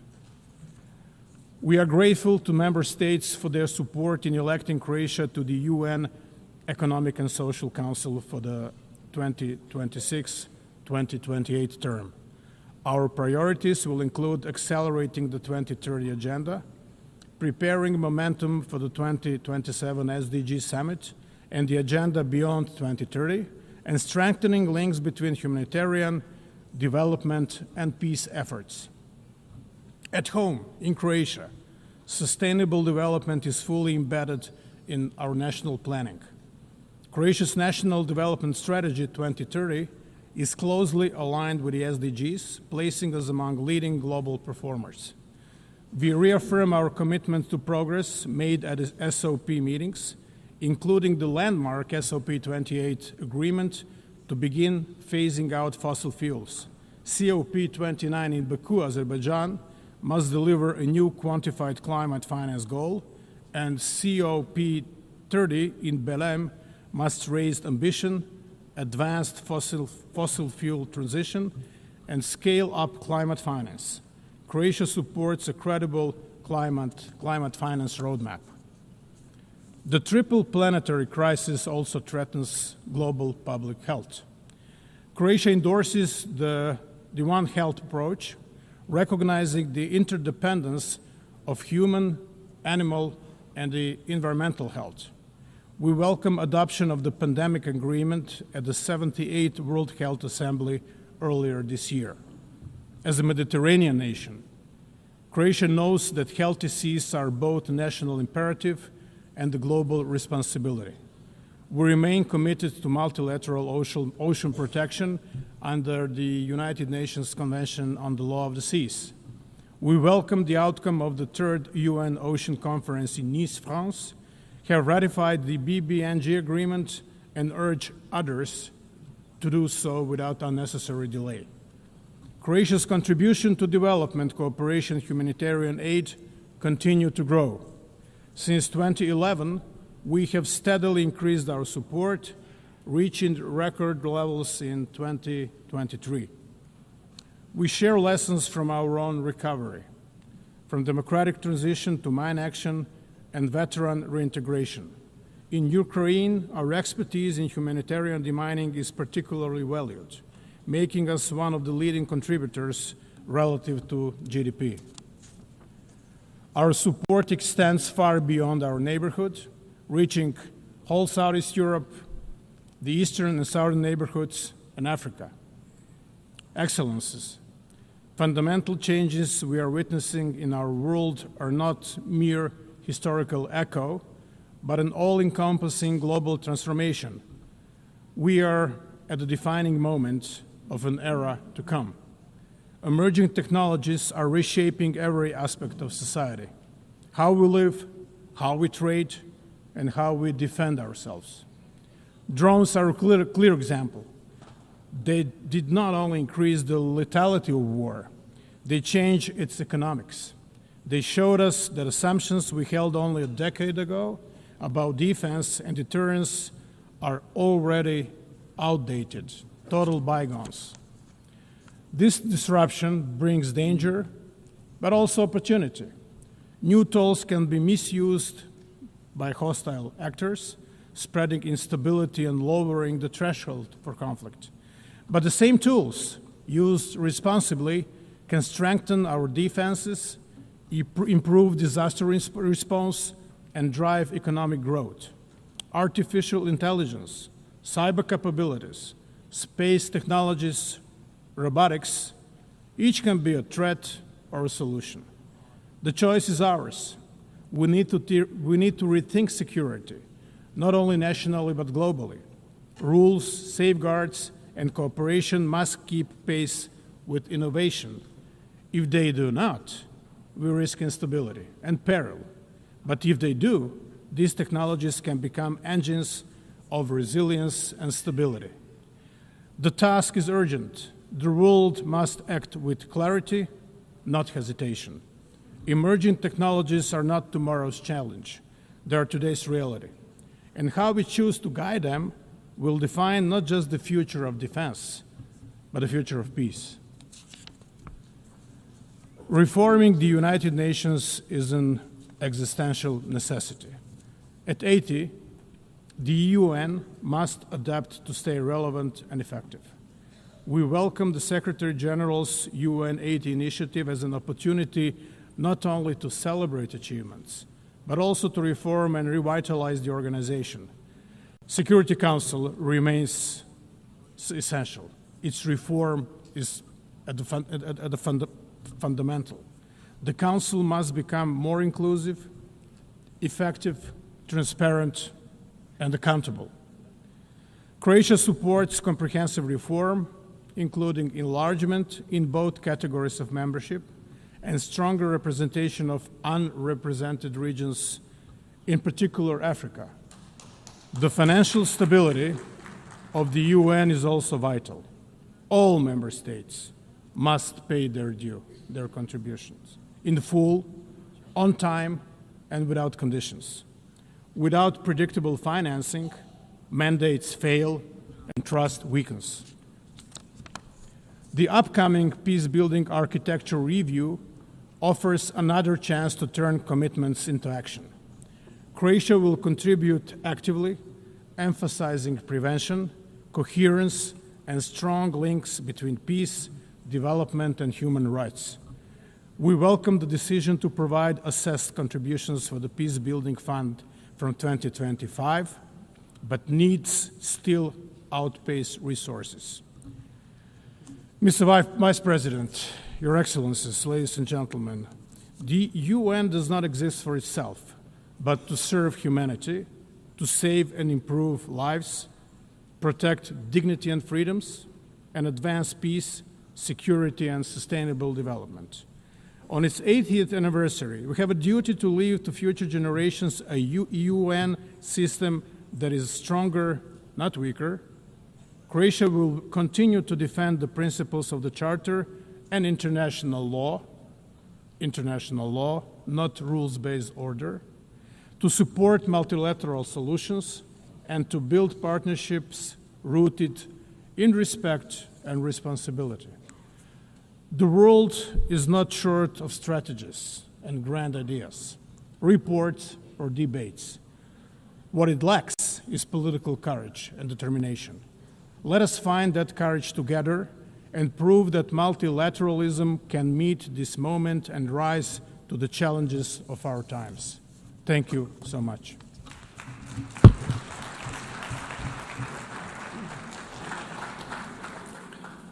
On behalf of the Assembly, I wish to thank the President of the Republic of Croatia. The Assembly will hear an address by His Excellency Nikos Christodoulidis, President of the Republic of Cyprus. I request protocol to escort His Excellency and invite him to address the Assembly.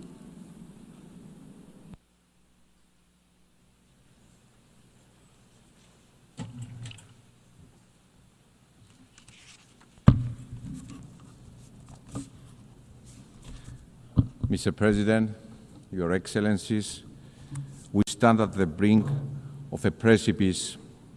International order, as we noted, is challenged in an unprecedented manner 80 years since the United Nations emerged out of World War II. Today, we stand before drastic, unpredictable geopolitical shifts, instability that appears to spiral, and an uncharted landscape that seems resistant to the international order and norms as we know them. We are witnessing devastating wars, an unimaginable humanitarian catastrophe, and human suffering, blatant violations of international law and international humanitarian law that bring our system to its knees. We stand before the rise of use of force against sovereign states that constantly escalate and expand, threatening regional security and stability. States are sponsoring Malayan actors to destabilize, disrupting critical maritime routes. The use of new means of warfare is rising without even the most basic safeguards in place. Global security is constantly undermined. At the same time, we are faced with the challenge of the uncontrolled expansion of technology and AI, threatening our security and the well-being of our children. And climate change is looming, threatening livelihoods, economies, creating new migration routes, and inequalities are becoming embedded. Our world is changing rapidly. And while there can be no doubt that the United Nations has served a noble cause and that together we have achieved tremendous progress, at this critical moment of inflection, we have a responsibility to recognize the shortcomings, to admit that we have lagged behind, that we have failed along the way. And these admissions need to steer us into action. We must urgently evolve to be fit to effectively address the immense, complex challenges we are faced with. Ladies and gentlemen, this is our moment of responsibility. Collective responsibility and individual state responsibility inextricably linked and mutually reinforcing. The scale and nature of the challenges we face require both. Better together is the theme of this year's assembly, but beyond better, we are also stronger together, more resilient together. This is the moment to renew our collective commitment and stand firmly and boldly in support of multilateralism and international law. Dialogue and diplomacy are the sole path to lasting stability and security. Dialogue and diplomacy over violence, each and every time.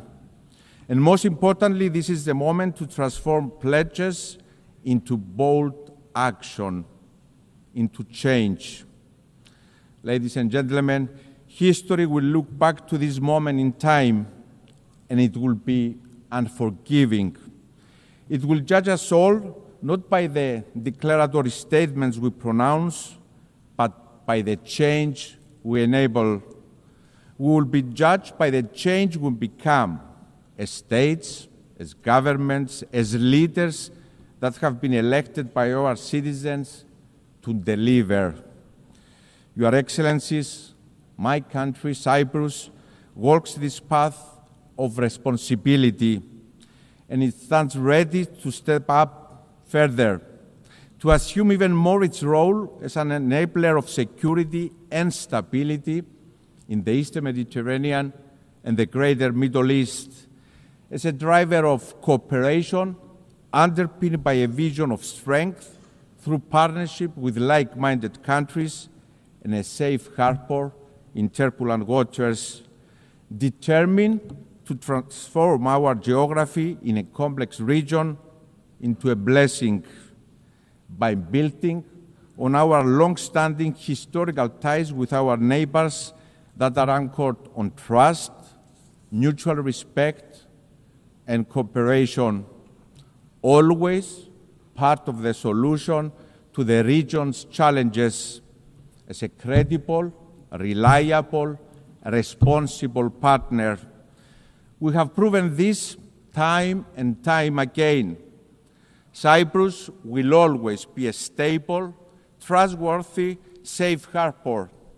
And let me be clear, this is not theoretical. It takes shape and form through concrete initiatives that build on Cyprus' role as a hub of stability and cooperation in a challenging part of the world. Cyprus has consistently provided the necessary infrastructure and support for the evacuation of foreign nationals from areas of danger or conflict, from Sudan, from Lebanon, from Israel, from Iran. Following the barbaric Hamas terrorist attack of October 7 and the subsequent war that has led to a humanitarian tragedy in Gaza, Cyprus assumed yet again its moral responsibility to its region. We did so through the development of the Amalthea Maritime Corridor for the delivery of humanitarian assistance to the civilian population in Gaza. The route was reactivated as recently as this past week. We worked with like-minded partners, the United Arab Emirates, the United States, the European Union, the UK, and others, and yes, we deliver. Furthermore, in the face of persecutions in the region towards religious and other minorities, Cyprus couldn't remain idle, proving our long-standing commitment to upholding fundamental rights and freedoms, demonstrating once again responsibility. We appointed a special envoy on the protection of religious freedom and the protection of minorities in the Middle East.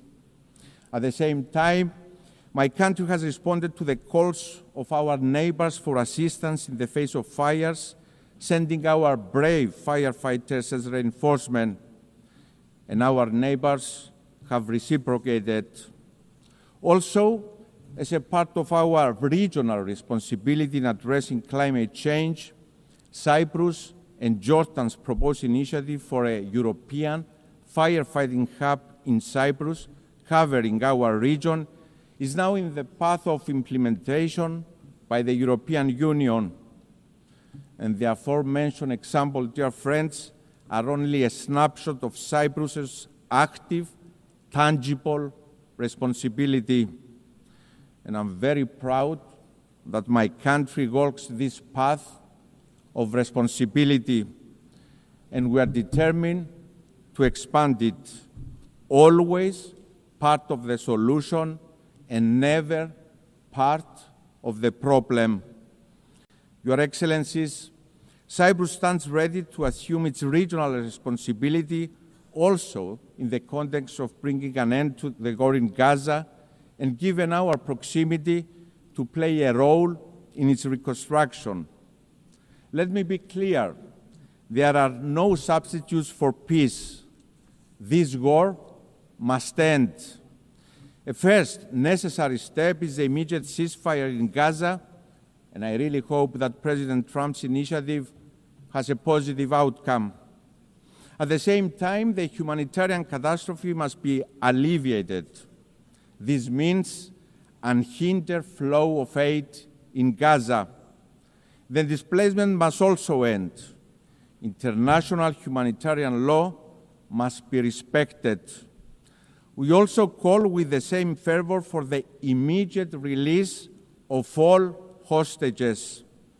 And, dear friends, as unreachable as it may seem at this moment, we must not lose sight of the path for peace, for a two-state solution in line with the United Nations Security Council resolutions.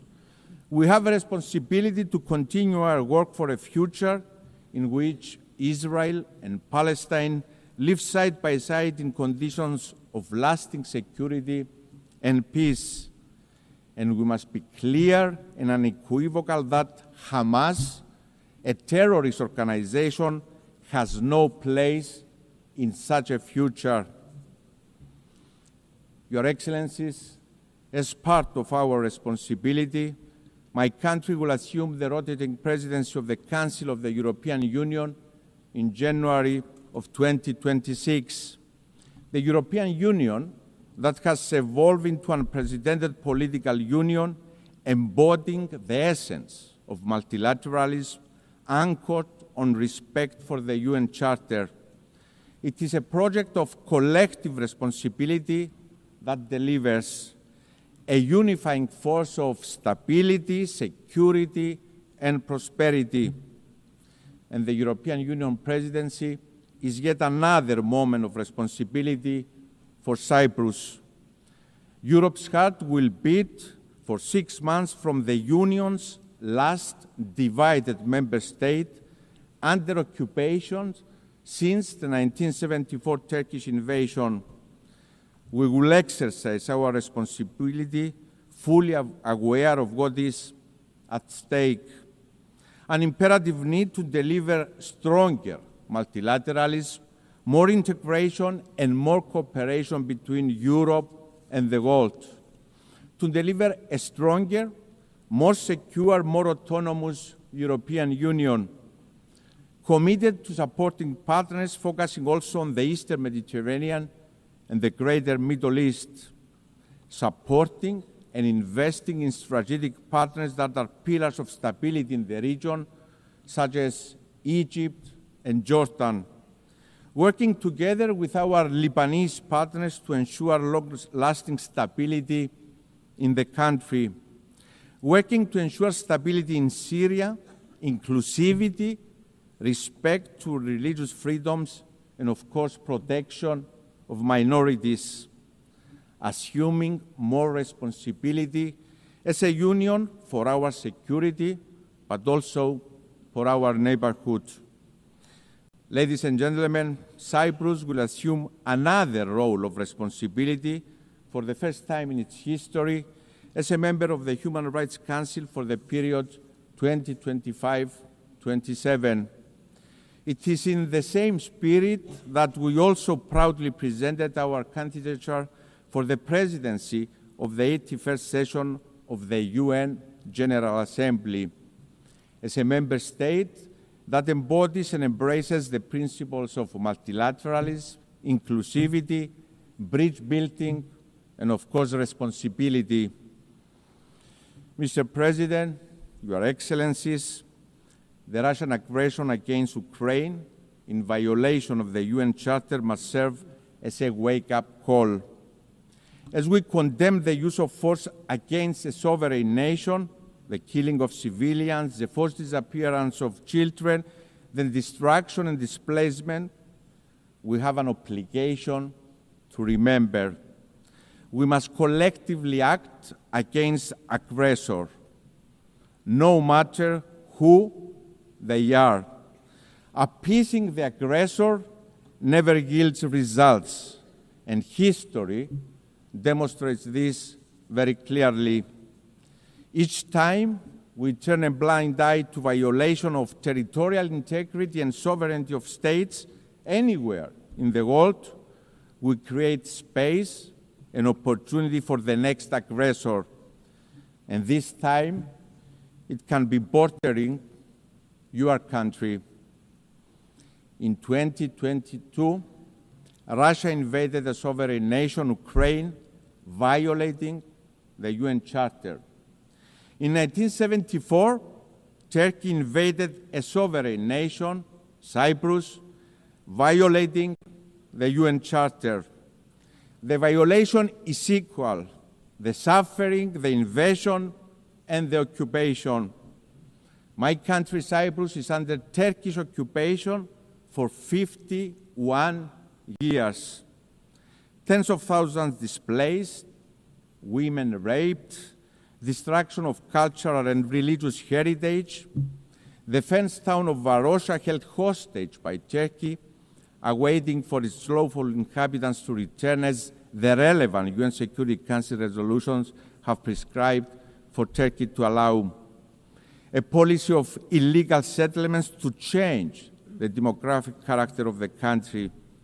Families, 51 years later, waiting for the fate of their loved ones. As a young boy in those early years after the invasion, the images of mothers and children weeping for their loved ones have been engraved in my memory. Dear friends, the playbook of occupiers is always the same. Your Excellencies, from this very podium yesterday, Mr. Erdogan preached the call on peace and accountability. He pointed the finger to others for crimes Turkey itself commits every single day. That is selective sensitivity and hypocrisy of the highest form. Illegality cannot yield legality. Illegality stemming from use of force cannot be recognized, no matter who is the perpetrator is, no matter who the victim is. Ladies and gentlemen, politicians are judged not by their words, but by their actions. It is what distinguishes politicians from leaders. Cyprus has proven time and again that it is a reliable, responsible actor. A country that not only talks the talk, but also walks the walk of responsibility. And my call to Mr. Erdogan is to join that path of responsibility, to end the occupation through negotiations for a comprehensive settlement that will reunify Cyprus in a bizonal, bicommunal federation with political equality, always in line with UN Security Council resolutions, European Union law, values, and principles. This is the only way. Therefore, let me repeat, the call for responsibility is the loudest for my own country. I'm ready for this moment of responsibility, ready to deliver on the call of history to reunify Cyprus, to reunify my people, Greek Cypriots, Turkish Cypriots, Maronites, Armenians, and Latins. Mr. President, Your Excellencies, we stand at the brink of a precipice.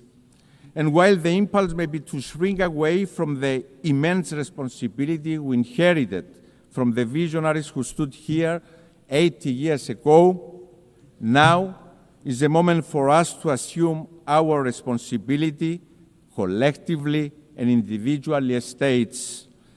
Rest assured that my country, Cyprus, will continue to do its part by being responsible, by being advocates for responsibility, for the good of humanity, for our peoples. Thank you very much.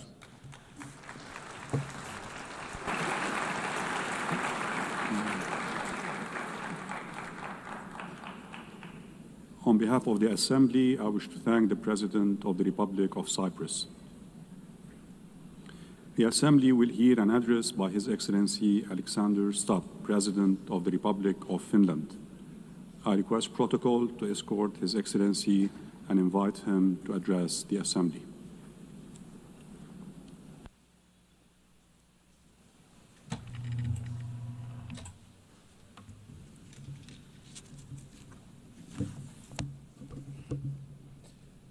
Mr. President, Excellencies, ladies and gentlemen, in its simplest form, foreign policy is really about three things: about values, interests, and power.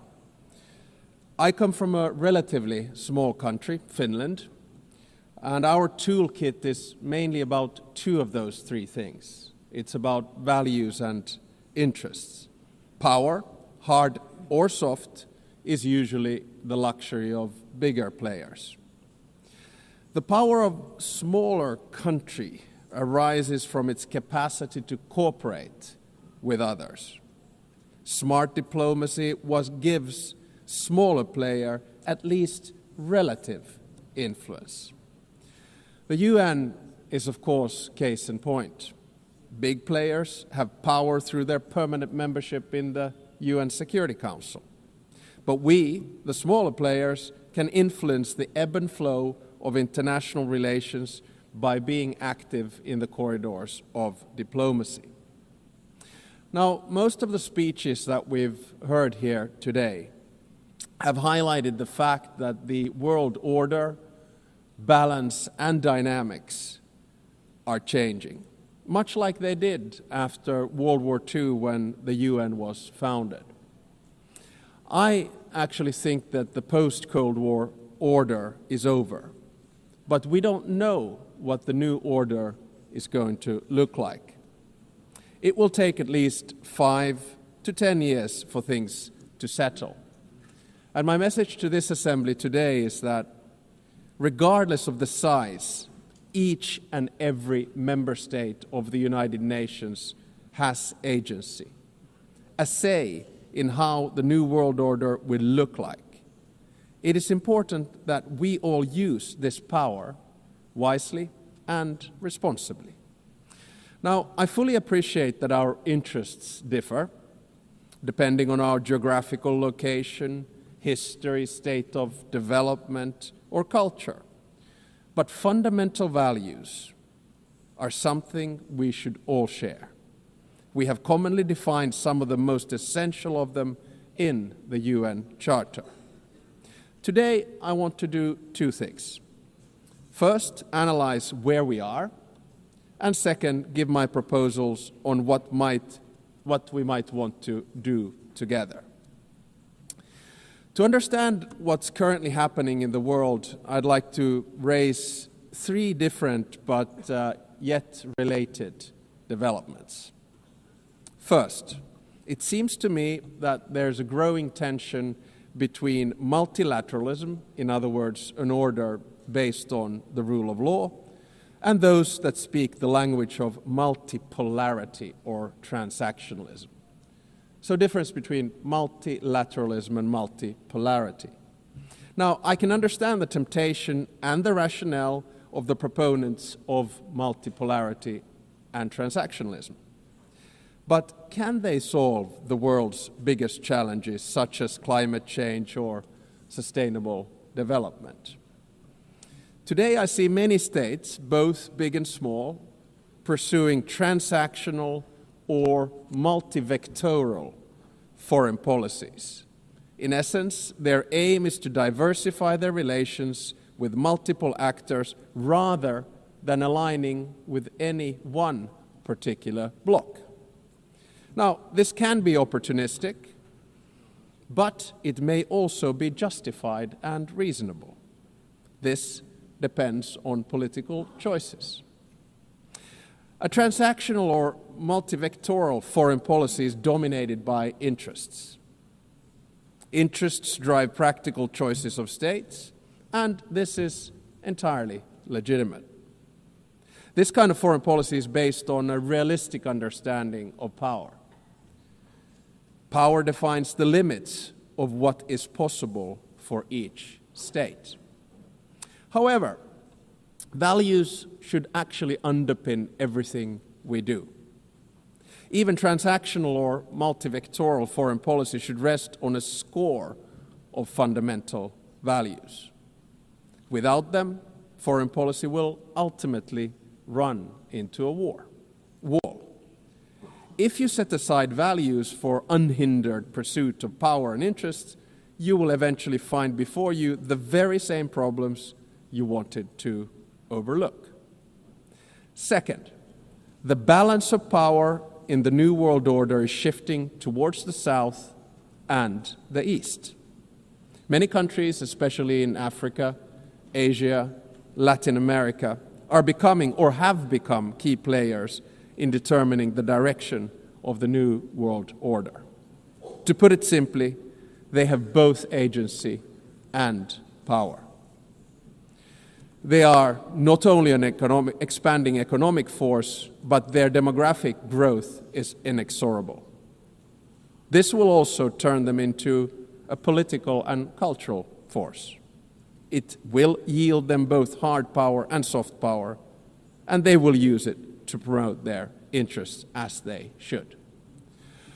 The 193 members of the United Nations do not have to agree on every minute detail of values, but we have to have a common understanding of fundamentals.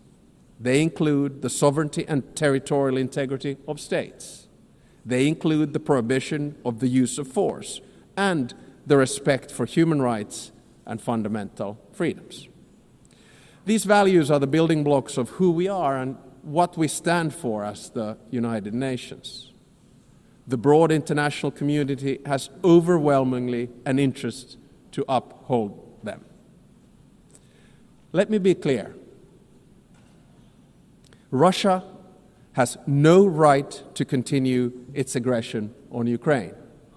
Israel has no right to violate international law in Palestine. States have no right to use Sudanese or Congolese territories to fight proxy wars for their economic or strategic self-interests. I urge us all to heed this message of the international community and act accordingly.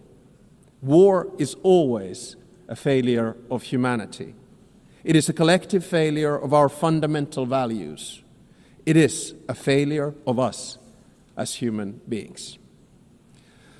Thirdly, I would like to say a few words about the state of the United Nations, the institution where we are.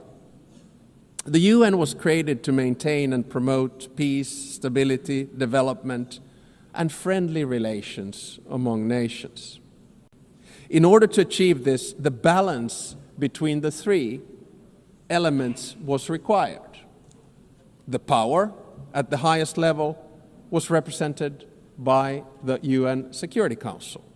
The interests of the wider membership were reconciled here in the General Assembly, and the values were enshrined in the Charter and consolidated as rules of international law. Now, unfortunately today, the UN is struggling to fulfill its central promise of delivering peace and stability. We can always blame each other, but at the end of the day, it's a collective decision.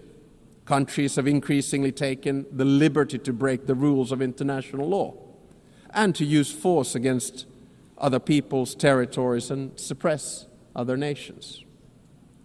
The United Nations of today does not sufficiently reflect the realities of the balance of power. All too often it fails to serve as a forum for the coordination of interests, and the values at its core are too often not respected in good faith. We all want to have the freedom to make choices and a possibility to influence the world around us. Today, many countries are seeking answers in multipolarity or transactionalism.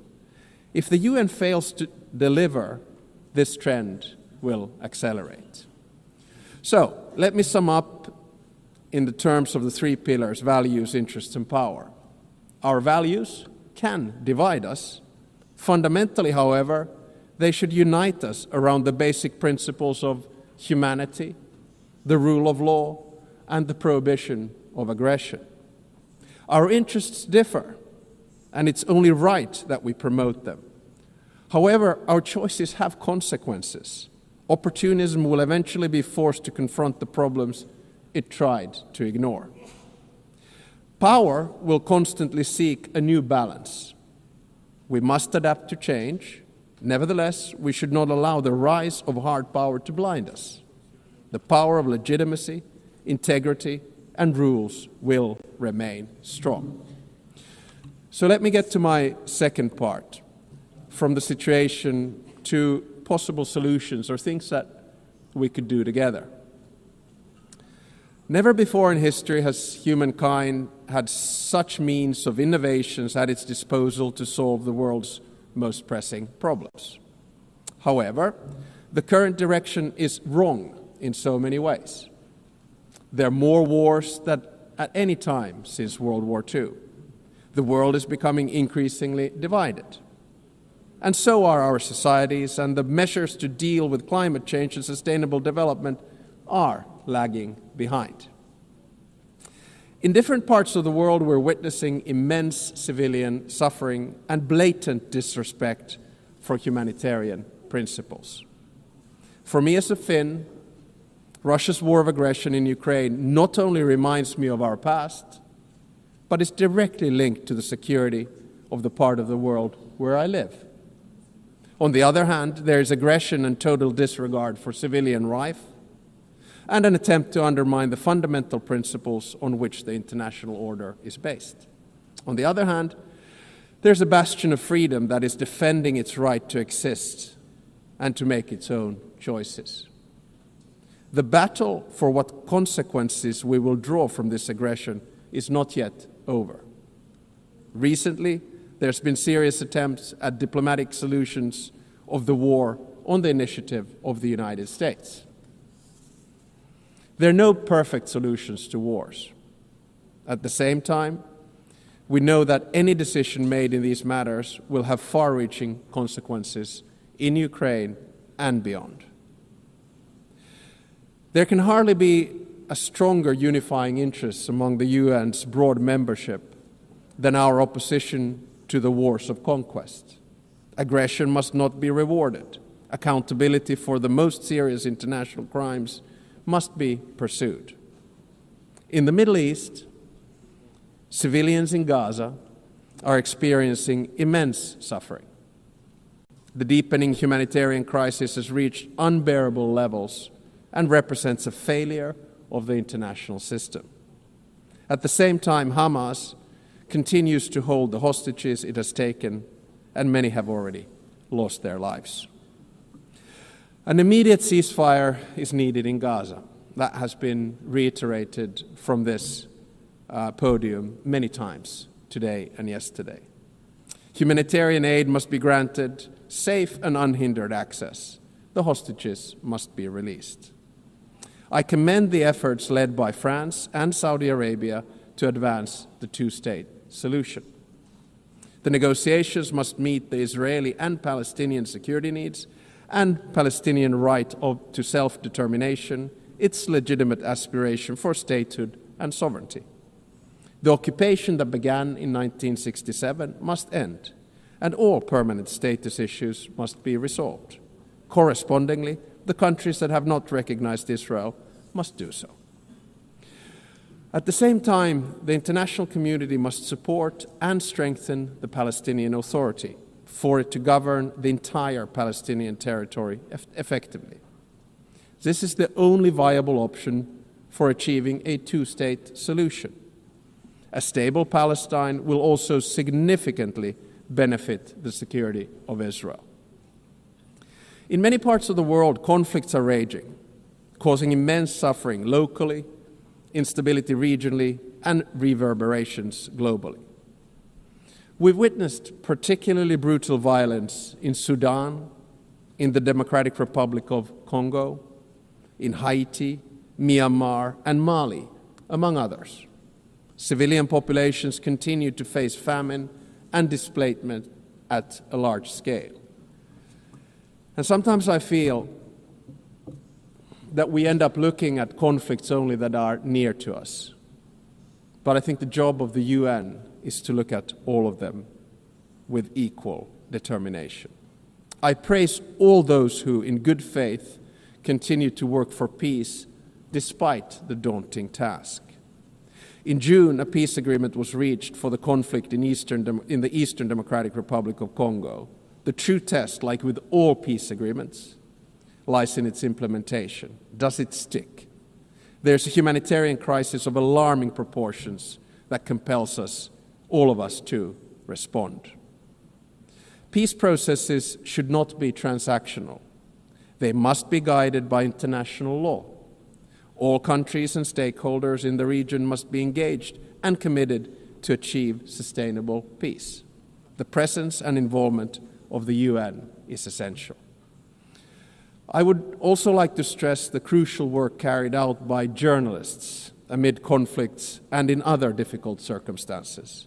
Attacks on members of the media are unacceptable. Media freedom is the basis for democracy. It is a prerequisite for an open society. The ability of the press to carry out its work is important for all of us. Ladies and gentlemen, the composition of the UN still largely reflects the world of 1945. As the world has changed drastically, so should the decision-making at the UN. Last year, in this very hall, I argued for a reformed Security Council, a council where currently underrepresented regions would have a stronger voice through permanent seats at the table. The number of permanent members should be increased in the UN Security Council. At least there should be 2 new seats for Asia, 2 for Africa, and 1 for Latin America. I think I'm going to say this every year because it's the only place where I get applause. No single state should have a veto power. And if a member of the Security Council violates the UN Charter, its voting rights should be suspended. I believe that these changes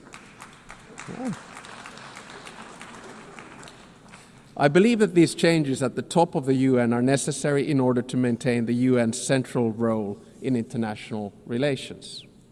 At the same time, a more comprehensive reform of the UN is needed. I commend the Secretary General for his UN 80 initiative, and I encourage him to take bold and ambitious action. So Finland strongly supports the UN and wants it to succeed. Therefore, we stress the need for true reform to enhance the organization's credibility, relevance, and efficiency. This will ensure that the UN can act. The UN needs to focus its efforts on its most important goals: ending and preventing wars, protecting human rights, and acting as a catalyst for sustainable development. And also, we need to get the UN back into peace mediation. I would argue that one of the reasons that we have so many wars right now is that the UN is absent from peace mediation. No other organization can offer the legitimacy comparable to that of the UN. If the UN is absent, conflicts are not resolved without it, which is not in our common interests. The UN is needed as a mediator, and the member states should support it at this endeavor. Finally, Finland is strongly engaged in the work of the UN and will remain so. Therefore, we're also standing for election to the Security Council for the term of 2029 to 2030. Should we be elected, Finland pledges to be a principled and pragmatic partner for peace. We are principled in our commitment to international law with the Charter at its core. We are pragmatic in seeking solutions that truly advance international peace and security, recognizing that progress is often incremental. At the outset of my speech, I said that each and every one of us has agency, a say how the new world order will look like. We want to be able to make our own choices and have an impact on the world around us. Nelson Mandela saw truth and reconciliation as the only hope for nations that are bitterly divided. The same applies to relations between states. We should learn from history, but always look to the future, bearing in mind that our decisions will shape it. Thank you very much.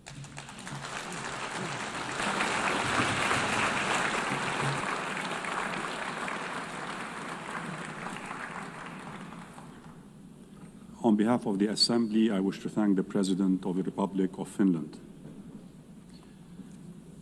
The Assembly will hear an address by His Excellency Julius Maada Bio, President of the Republic of Sierra Leone. I request protocol to escort His Excellency and invite him to address the Assembly.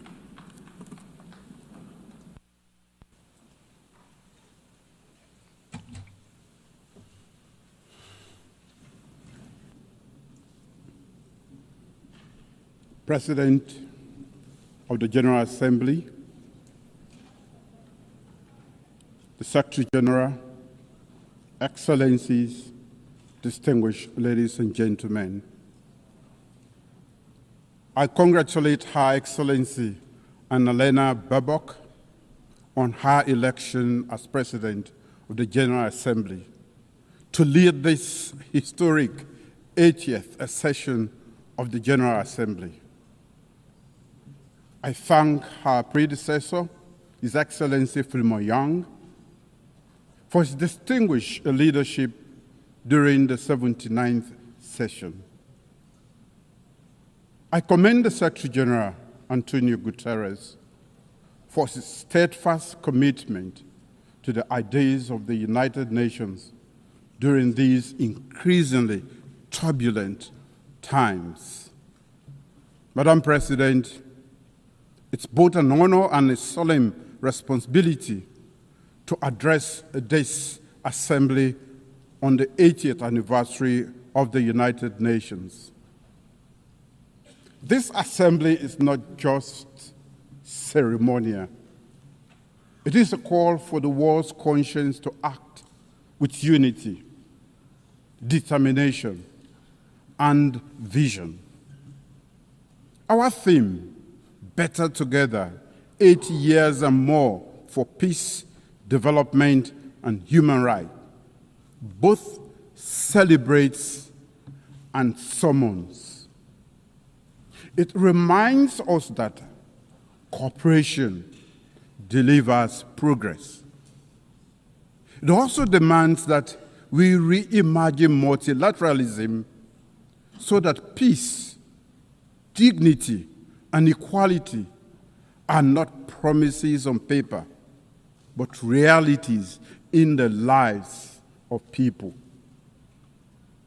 This anniversary is not a time for complacency, but for courageous renewal.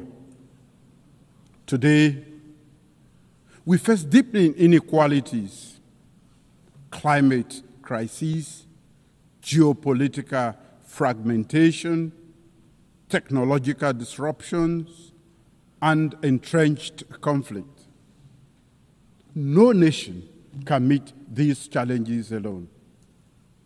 We need bold multilateralism and a united nations that is not only reformed, but reinvigorated. The UN must be more than a meeting place. It must be a working place for people, for peace, and for our planet. Madam President, Sierra Leone is a small state that has relied heavily on the United Nations Charter and now helps to uphold it. We speak with independence and conviction because we have lived the cost of its absence.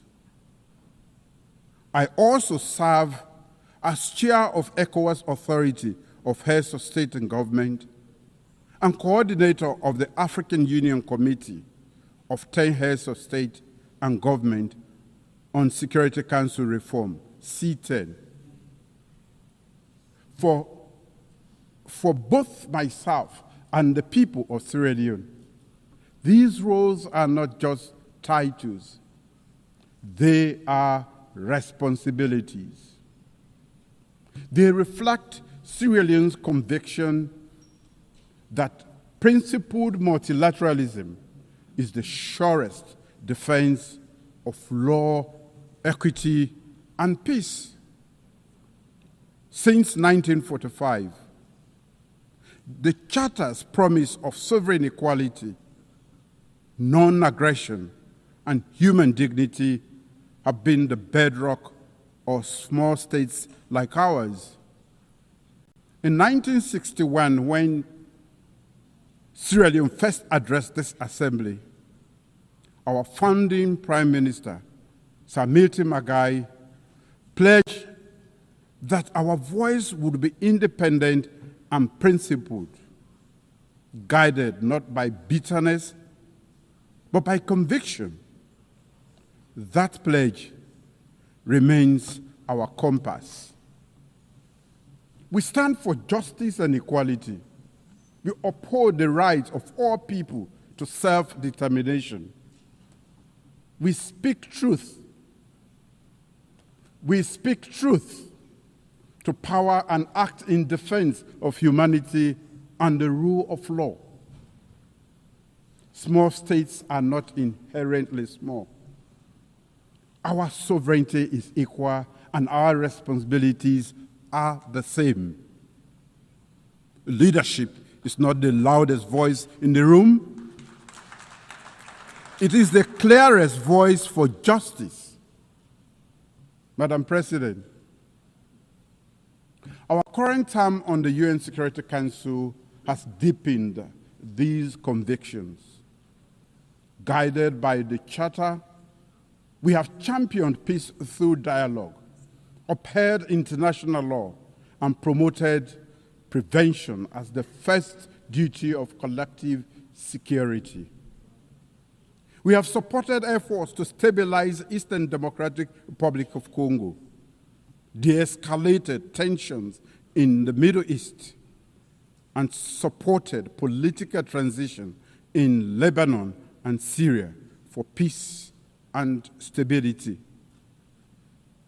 We have also seen the Security Council's limits, its paralysis in the face of grave human suffering.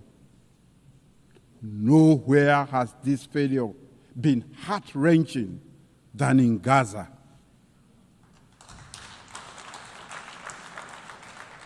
A preventable genocide was not prevented.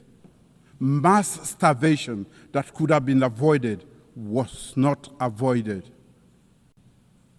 A broadly supported two-state solution has been obstructed by division and inaction. We therefore welcome all member states that have recently announced their long overdue recognition of the State of Palestine. Yet, much more remains to be done. We must bring an end to the war and ensure the release of all hostages and prisoners. Sierra Leone has not wavered. We have spoken with independence, voted with principle, and pressed for urgent action to end atrocities and revive hope. We say again, cease fire now in Gaza. Cease fire now in Sudan. Cease fire now in Ukraine. These are not just slogans. They are calls to conscience, calls to action. In fact, they are echoes of the UN's founding pledge to save succeeding generations from the scourge of war. A veto should never be a verdict against humanity.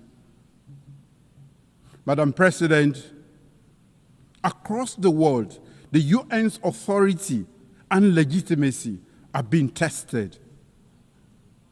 Selective adherence to international law, disregard for Security Council and General Assembly resolutions, deprivation of funding, attacks on peacekeepers and humanitarian workers, disinformation that corrodes trust, and over-reliance on unilateral action. For countries like Sierra Leone, this is not an abstract debate. We know what a working United Nations means. At our darkest hour, during one of the most brutal civil wars in modern history, the UN stood by our side. The United Nations missions in Sierra Leone, UNAMSI, one of the largest peacekeeping operations of its time, helped disarm over 75,000 combatants, restore civilian governance, support democratic elections. The Special Court for Sierra Leone and the Truth and Reconciliation Commission, both backed by the United Nations, ensured justice and reconciliation. When the United Nations Integrated Peacebuilding Office in Sierra Leone closed in 2014, it signaled something rare in our world: a successful transition from war to peace. We saw blue helmets on our streets. We saw ballot papers returned to citizens' hands. We saw our nation breathe again. When the UN works, lives are saved. When it fails, lives are lost. We must ensure the UN delivers for all. And to do so, we must respect and implement UN decisions. Protect those who serve under the United Nations flag. Invest in prevention and peace building. And reform the Security Council so its authority and legitimacy match today's world.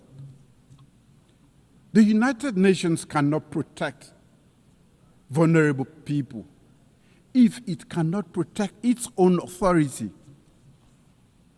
As a nation, Sierra Leone does its part and contributes troops to peacekeeping missions.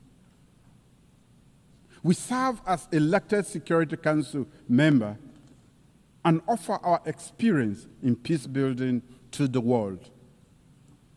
Sierra Leone's story is proof that multilateral solidarity works when it is grounded in trust, mutual respect, and genuine investment in national ownership. Madam President, peace is inseparable from development.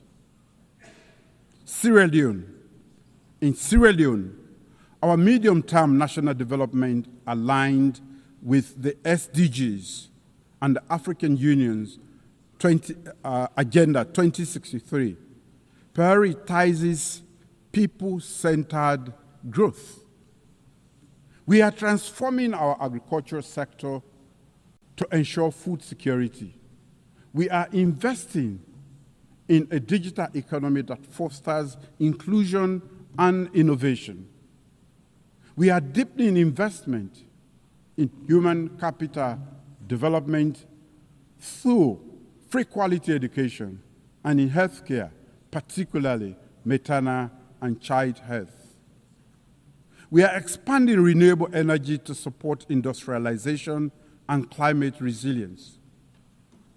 Climate change is an existential threat to Sierra Leone. Our greenhouse gas emissions are negligible, yet our people and our wide coast bears the cost through erosion, flooding, and pressure on food systems and fisheries. We have mainstreamed climate adaptation and strengthened disaster preparedness.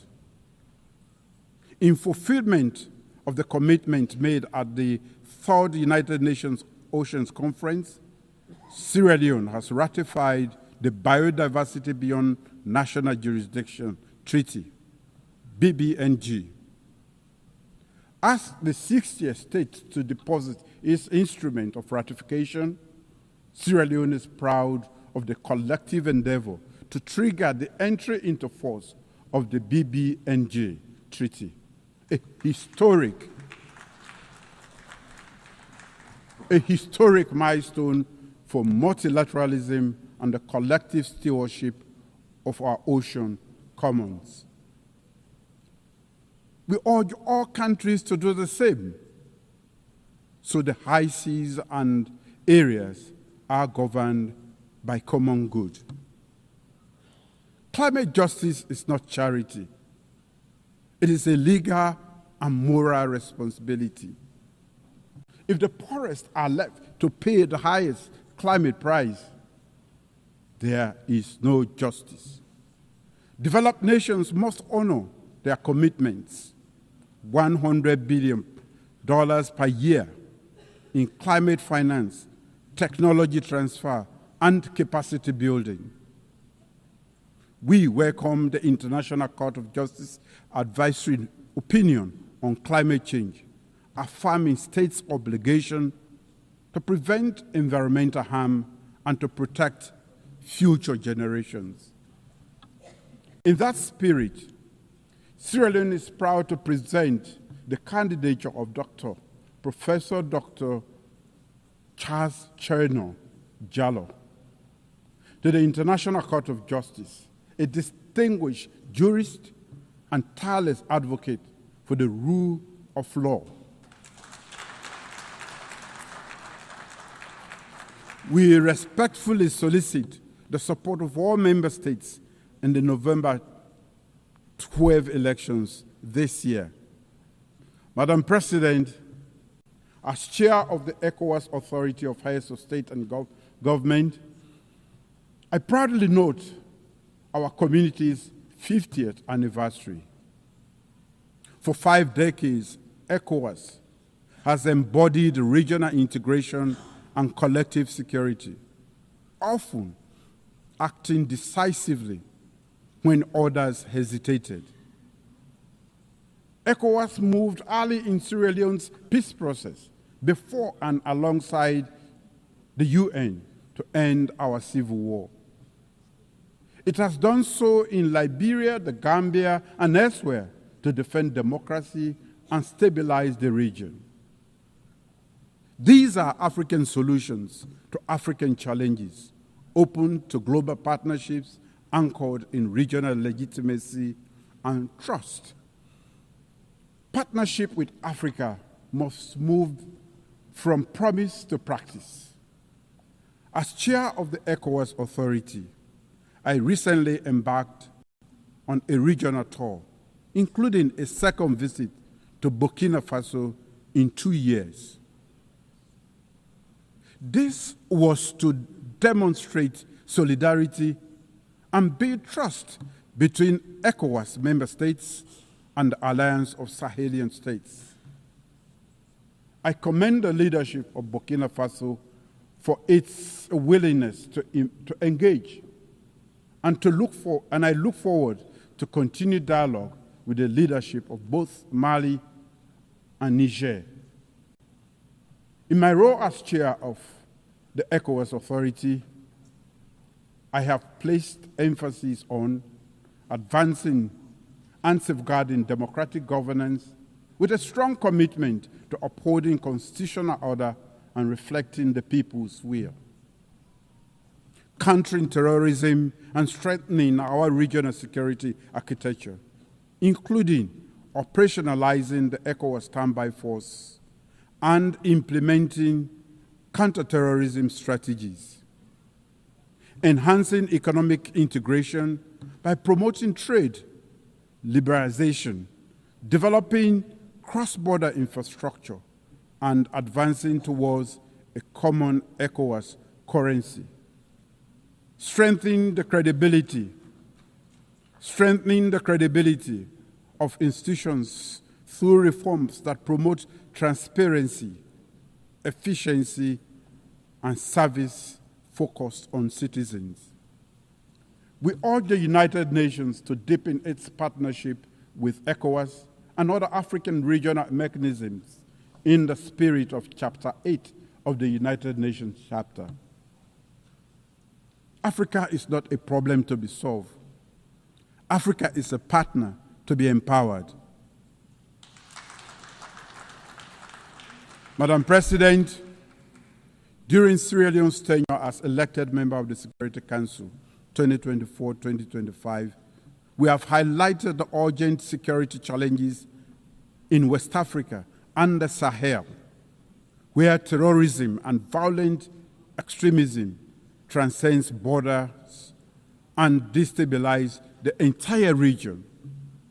However, Africa's lack of permanent representation continue to hinder the Council's ability to act decisively and contextually.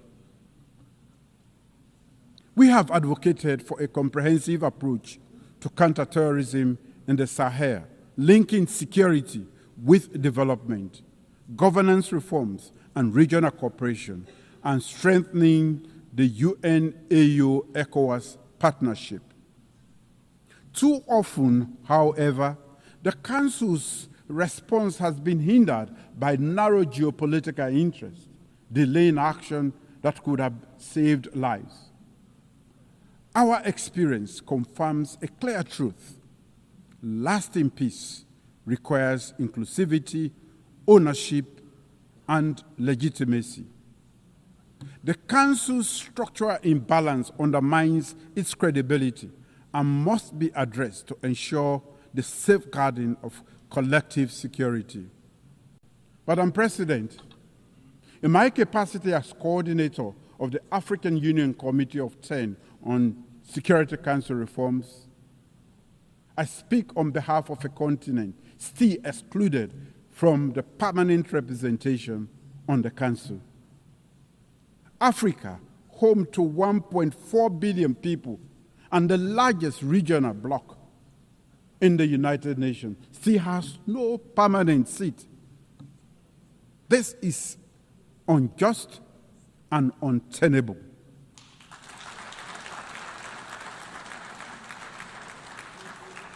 It undermines the credibility of the Council and the legitimacy of its decisions. The common African position expressed in the Estonia Consensus and SAT Declaration calls for at least 2 permanent seats for Africa with full rights and prerogatives, including the veto, if retained, and 2 additional non-permanent seats.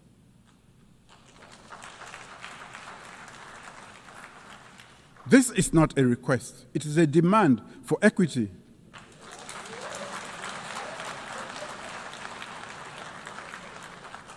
It is a test of UN's commitment to fairness and its own charter. During our Security Council presidency in August last year, we gave this issue unprecedented prominence.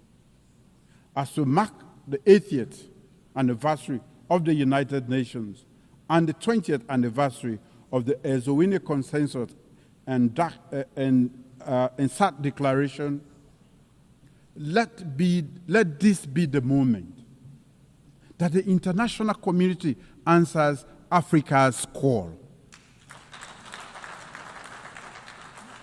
Let us not pass on to the next generation a Security Council reform that fails to reflect the world as it is today. Madam President, the United Nations at 80 must look forward. Sierra Leone stands ready, committed to principled multilateralism, to speaking with independence and conviction, and to working for justice, solidarity, and the dignity of all peoples. Let this anniversary be a turning point, measured not in the many speeches we make here, but service, not in declarations, but in delivery. Let us build a United Nations more representative, more responsive, and more resilient. The world does not need a louder United Nations. It requires a braver United Nations. Now is the time to make the United Nations work for all. Together, let us forge a future of peace, shared prosperity, and human dignity. For in unity, we are not only better, we are stronger. Thank you.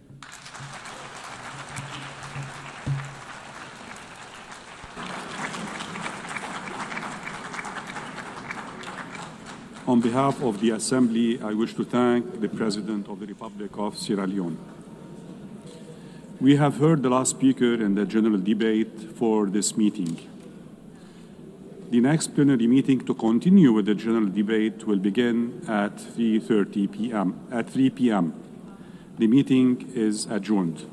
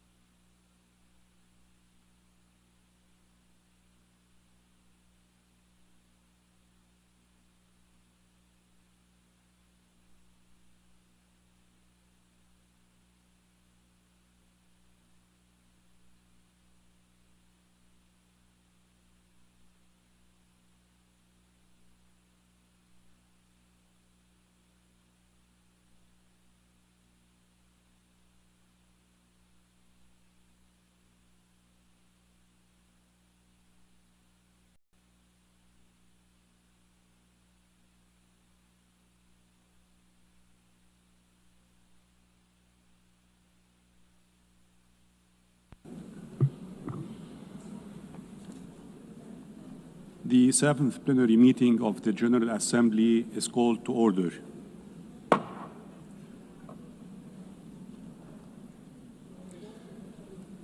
The Assembly will hear an address by His Excellency Luis Rodolfo Abinader Corona, President of the Dominican Republic.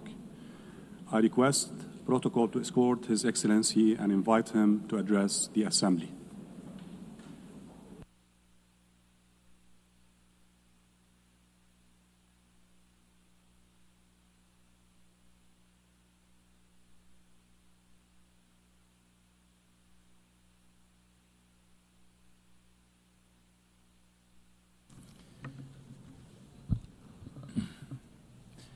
Excelentísima señora Annalena Baerbock, Presidenta de la Asamblea General. Excelentísimo señor Antonio Guterres, Secretario General de las Naciones Unidas. Excelencias, distinguidos jefes de Estado y de Gobierno, honorables jefes de delegación, señoras y señores. Hace 80 años, de las cenizas de la guerra, nació esta organización, con el firme compromiso de evitar que la humanidad volviera a naufragar en el odio y la barbarie, y la convicción de que la cooperación y el diálogo debían regir nuestra convivencia. En República Dominicana tenemos plena conciencia de nuestra responsabilidad como nación miembro de la comunidad internacional y del impacto que las decisiones globales tienen sobre nuestra sociedad.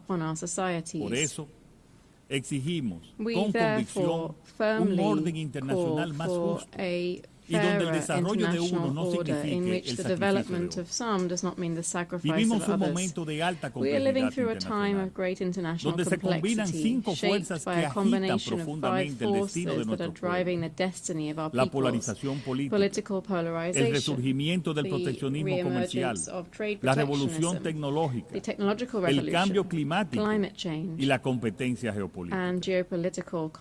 Estos desafíos globales tienen consecuencias muy concretas para países como el nuestro. Las recientes y persistentes guerras han generado disrupciones en los mercados, creando volatilidad e incertidumbre en los precios de las commodities. Los recientes aranceles introducen un nuevo factor de imprevisibilidad para el comercio internacional. Los huracanes y el afloramiento descontrolado del sargazo nos recuerdan nuestra vulnerabilidad climática. Y la desinformación amplificada en entornos digitales erosiona la confianza ciudadana. Son desafíos que convergen y ponen a prueba los principios de la Carta de San Francisco.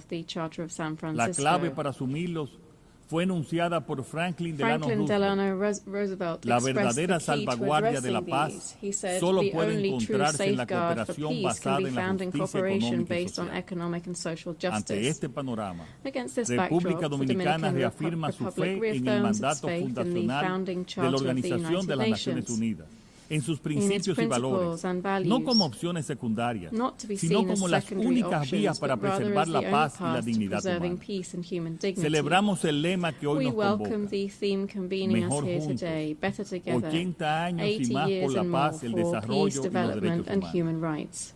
Lo asumimos como mandato histórico y como clamor legítimo de nuestro pueblo. Señora Presidenta, Madam President, el multilateralismo atraviesa desafíos profundos, agravados por la crisis financiera que afecta a esta organización y por la creciente dificultad para alcanzar consensos que detengan los conflictos. En este contexto, necesitamos con urgencia espacios de diálogo más francos, más eficaces y orientados a resultados en todos los niveles. Debemos escucharnos con mayor apertura y disposición genuina openness and a genuine willingness to achieve mutual understanding.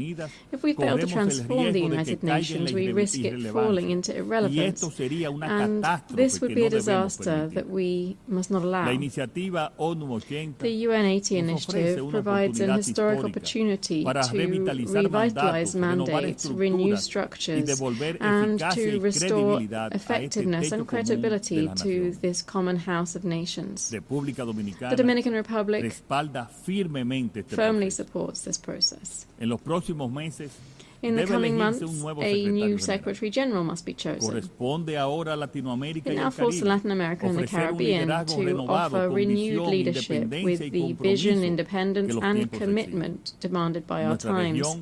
Our region possesses the diversity, capacity and experience to be able to raise a strong voice for peace, climate justice, human rights and sustainable development. I am fully convinced that the time has come for a woman to take up the post of Secretary General. Colleagues, we stand barely 5 years from 2030, and yet the Sustainable Development Goals remain behind schedule. The principal obstacle is an international financial architecture that does not reflect the realities of developing countries. The commitments undertaken at the recent Conference on Financing for Development in Seville are a positive step, but insufficient. We need to see genuine transformation, a new international financial compact with access to concessional finance, debt relief, innovative mechanisms, and enhanced technical cooperation. The Dominican Republic's commitment is strong. Despite the challenges, we have achieved tangible progress in implementing the 2030 Agenda. In particular, we stress the sustained advances in the first two SDGs, poverty reduction and zero hunger.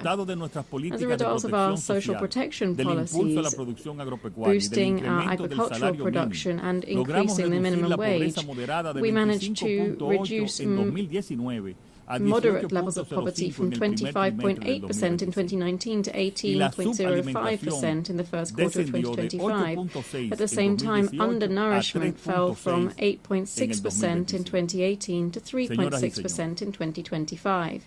Ladies and gentlemen,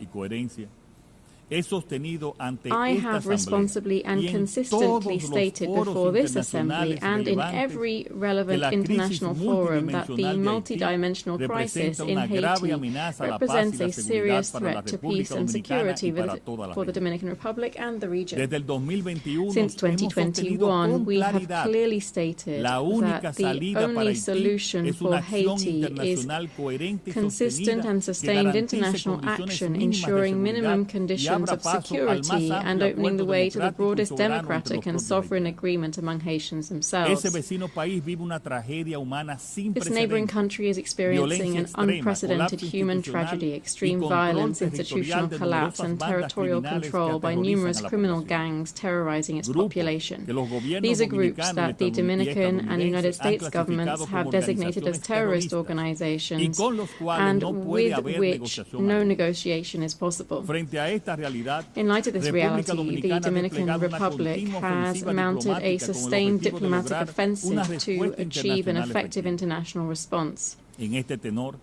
In this vein, the Security Council approved a multinational security support mission, the MSS, together with an arms embargo and a sanctions regime for those individuals and institutions supporting such criminal organizations. We're grateful for the leadership of Kenya, Jamaica, Belize, the Bahamas, Guatemala and El Salvador, and for the financial support provided by the United States, Canada and other countries, which enabled the initial deployment. Yet the mission has still not attained the necessary scale, personnel strength and adequate financing, and has therefore not yet met its goals. For this reason, we strongly support the draft resolution tabled by Panama and the United States to the Security Council based on the proposal of Secretary General Guterres to transform the MSS into a force capable of imposing order and restoring peace, with a reinforced command structure, clear and measurable goals, and the logistical and operational backing of an office under UN command.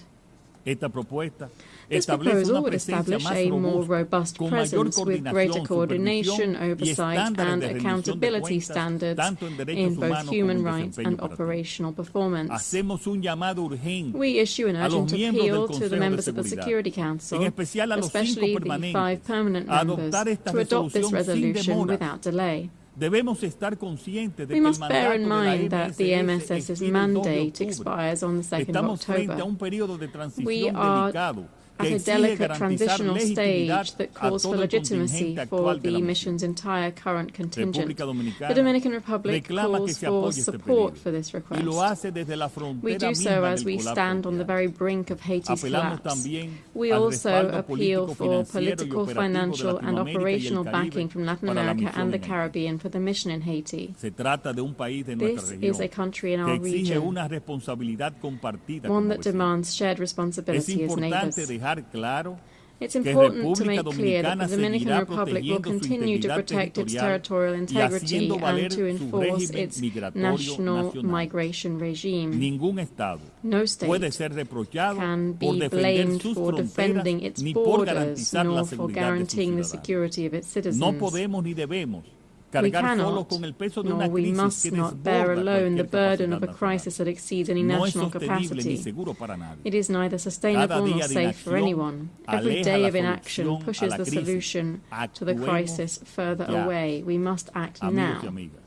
Friends, for small island developing states, the triple planetary crisis, that is climate change, biodiversity loss, and environmental pollution, is an existential threat. In the Caribbean, this crisis can be specifically seen through the presence of sargassum, a devastating phenomenon affecting our coasts, our public health and livelihoods.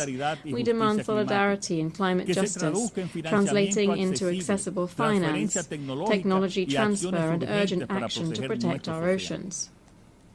The Dominican Republic is moving towards the ratification of the BBNJ Treaty, convinced that the protection of marine biodiversity is a shared duty. The seas are a source of life. Caring for them means caring for our future.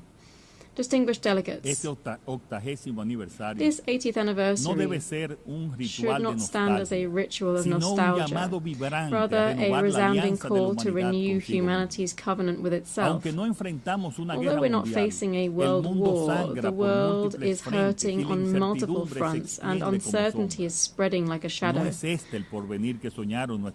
is neither the future our predecessors envisioned, nor the present that our peoples deserve. The UN cannot limit itself to merely recording crises. It must be a compass in the storm and a beacon in the night.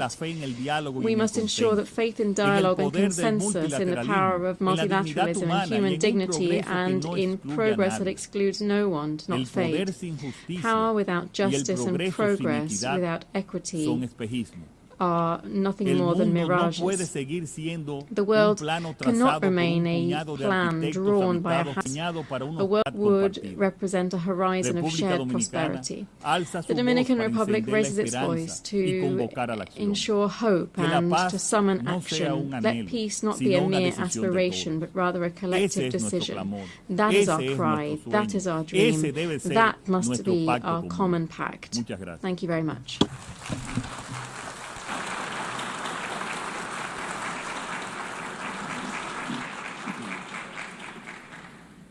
On behalf of the Assembly, I wish to thank the President of the Dominican Republic. The Assembly will hear an address by His Excellency Anura Kumara Desanayake, Head of State and President of the Democratic Socialist Republic of Sri Lanka. I request protocol to escort His Excellency and invite him to address the Assembly.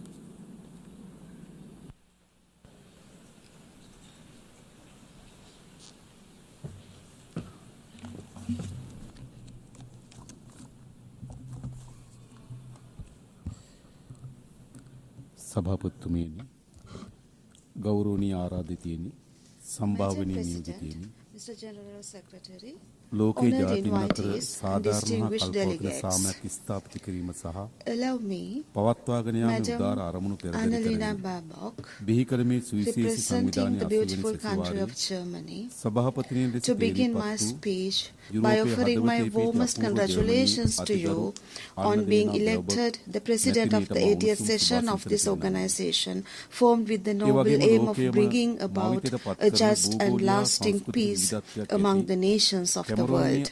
I would also like to use this opportunity to express my country's appreciation to His Excellency Philemon Young for the exceptional leadership he provided during the 79th session.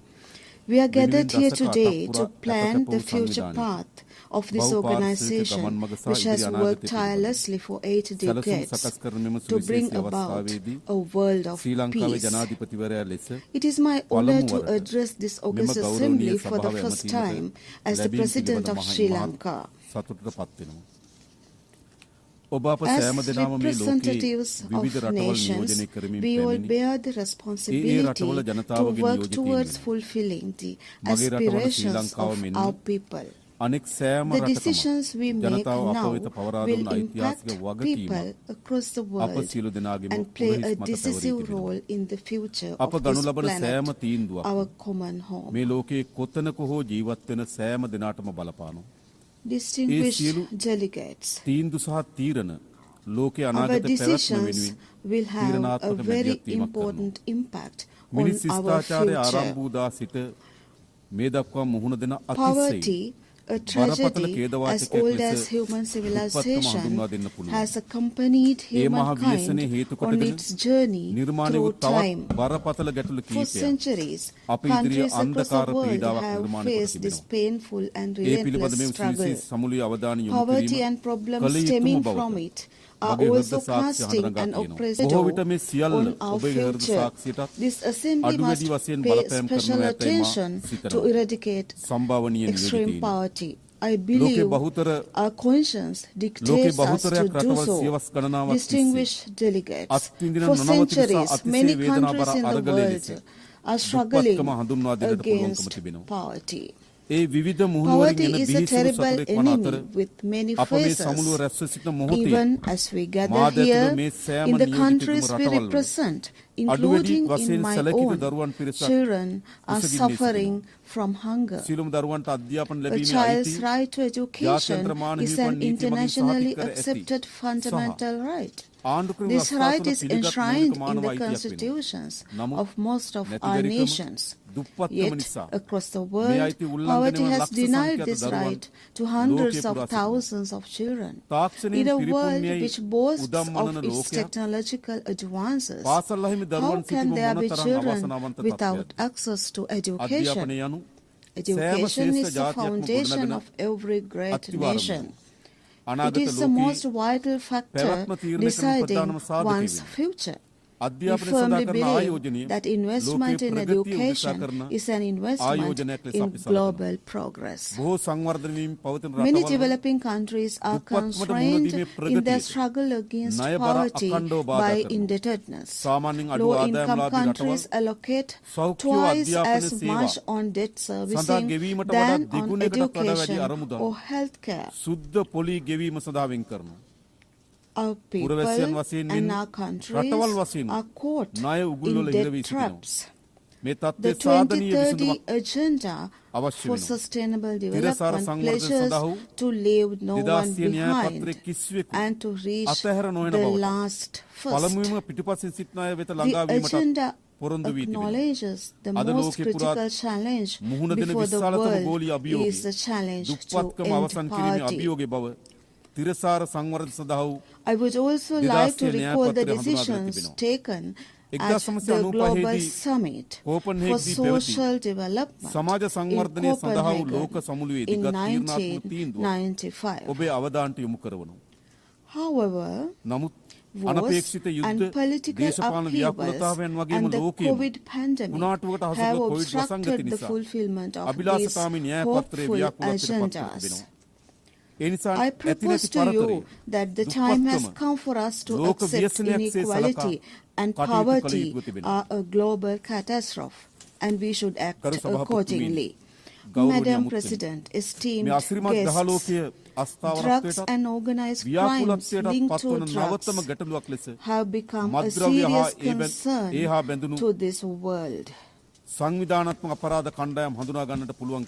has been acknowledged in the World Drug Report 2025 published by the United Nations Office on Drugs and Crime. The drug problem is a complex issue affecting millions of people globally. The market for drugs and the related criminal organizations are creating issues globally.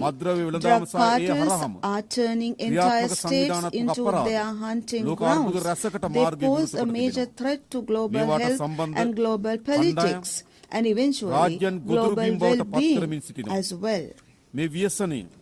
While Sri Lanka is taking effective steps to address this challenge, I respectfully request all of you to join in the effort to implement the global agenda on drugs and crime.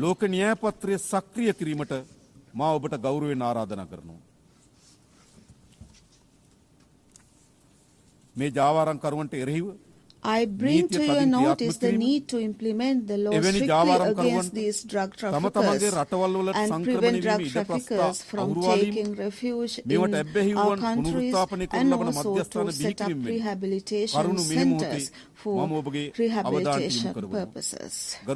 Madam President, honored guests, we regard corruption as an epidemic causing widespread harm to broad swathes of society. We believe corruption to be an obstruction for development, a decisive threat to democracy and global well-being, and also a cause for poverty. Let me remind you that fighting corruption is dangerous, but not fighting corruption is even more dangerous. The Universal Declaration of Human Rights of 1948 was a remarkable victory for the people of the world. Civilizational achievements were never accomplished overnight. They were all results of unwavering efforts and sacrifices. And the struggle against corruption is also a difficult one. We must take the necessary steps here. The first step may be difficult, but if the courageous first step we take is correct, 1,000 steps will follow. That is what I believe. Madam President, delegates, be brave, all the rest will follow. Sri Jawaharlal Nehru has once stated so. I represent a small island of nearly 22 million people. Sri Lanka's population is about 0.30 of the global population. It is true that we are small in size and in numbers. Yet, we have begun the struggle against corruption for the future generations of our country and the world.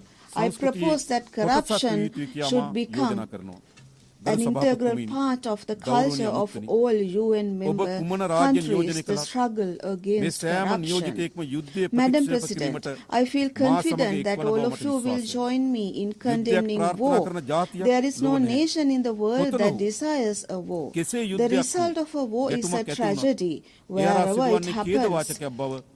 We all know that. Even now, many countries of the world are experiencing the pain of that tragedy.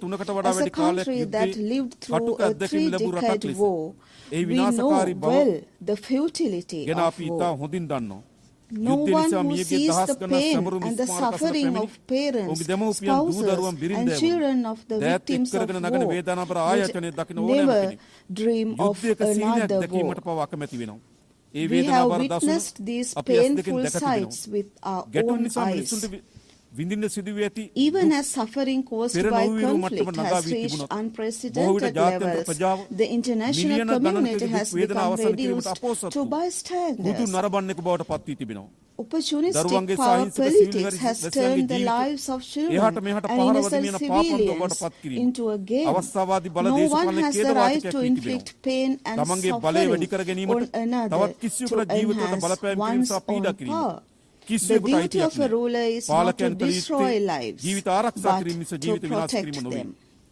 We are deeply distressed by the ongoing catastrophe in the Gaza Strip. Gaza has been turned into an open prison full of pain and suffering, echoing with the cries of children and the innocent civilians. The United Nations Organization and all related parties must work towards an immediate ceasefire, enable adequate humanitarian aid to these areas, and to ensure the release of hostages of all parties. We recognize the Palestinian people's inalienable right to their own state. We also believe that legal, security and humanitarian concerns of Israel and Palestinian people need to be acknowledged. Sri Lanka reiterates the importance of early implementation of the UN General Assembly resolutions regarding a two-state solution on the basis of the 1967 borders. The time has come for the international community to stop being a mere spectator and to move decisively to end the suffering of millions. Religious extremism and racism have been major causes of wars and conflicts, bringing suffering to millions of people. Although a century has passed since the abolition of slavery, the poison of racism still lingers in many places. Extremist and racist ideas are as deadly as epidemics. We must ask ourselves how these extremist and racist ideas survive like sparks under the ashes in a world that has witnessed so many advances on so many fronts. I believe that we must awaken our conscience to oppose racism and religious extremism in protection of human rights and freedoms. We must be brave enough to speak up for peace. We must not be afraid to speak up for war. We must be afraid to speak up for war. In a world where millions of children die of hunger, we spend millions on weapons. When tens of millions die of inadequate health facilities, hundreds of millions are spent on futile wars. When hundreds of thousands of children are denied the right to an education, millions are spent on invading another's land. In every inch of this world, if every inch of this world can be turned into peaceful communities, what a wonderful world would it be? As a country that suffered the horrors of war for decades, where loved ones still weep in remembrance of their loved, we have a duty to make that heartfelt proposal.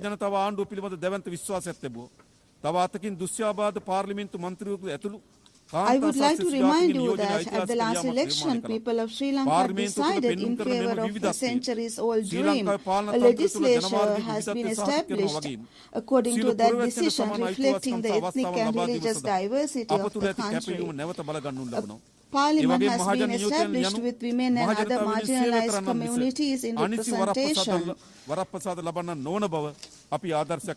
believe that the duty of legislators is to develop the country and the people, not to develop themselves. And we have established that idea. Madam President, distinguished guests, our people have chosen light over darkness. They have given their approval to realize the vision of a thriving nation, a beautiful life. To fulfill this historic mandate, we have focused on establishing non-corrupt administration, poverty eradication and digitalization, and we have also placed great emphasis on education, health as well. We are moving towards these goals step by step. Digital democracy is one of our aims, ensuring that every person and every country can enjoy the opportunities of the digital age is a global challenge. If we succeed in our task, we will be able to open doors to technology, accelerate development, and to strengthen governance. If we fail, technology will turn into one more force, worsening inequality, insecurity, and injustice. the digital gap between states that can and cannot establish access to digital tools is clear. An even greater gap is being created in relation to artificial intelligence. Sri Lanka and many other developing nations in Asia and also many other nations are facing challenges in using AI as a development tool due to the inadequate infrastructure facilities. Madam President, distinguished delegates, I ask the international community to work together, and we have to develop a dignified society, a dignified world. I present this August Assembly a proposal to set up a neutral sovereign artificial intelligence zone. We must build a new and better world, a world which represents the dignity of humankind. You as members of this assembly must be the architects of that better world. As President Harry Truman stated on the occasion of founding the United Nations, in your hands rests our future. We must not act in fear or under compulsion, but with hope for a better and more secure world. Today we must commit ourselves not to lead the world to another disaster, but to make it a better place for the next generation. I have dreams and expectations for my country. Similarly, you have dreams and expectations for your countries. My dream is to ensure that my people are rich and they have happiness. I believe that you too have such dreams. We must try to achieve these dreams not in competition with each other, but by walking arm in arm. Peace, dignity and equality on a healthy planet. That is the motto of the United Nations Organization. Therefore, let us become the true healers of the world. Thank you very much.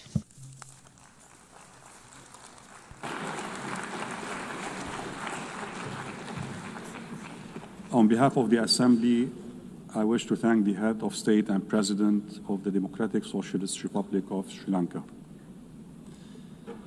The Assembly will hear an address by His Excellency Cesar Bernardo Arevalo de Leon, President of the Republic of Guatemala. I request protocol to escort His Excellency and invite him to address the Assembly.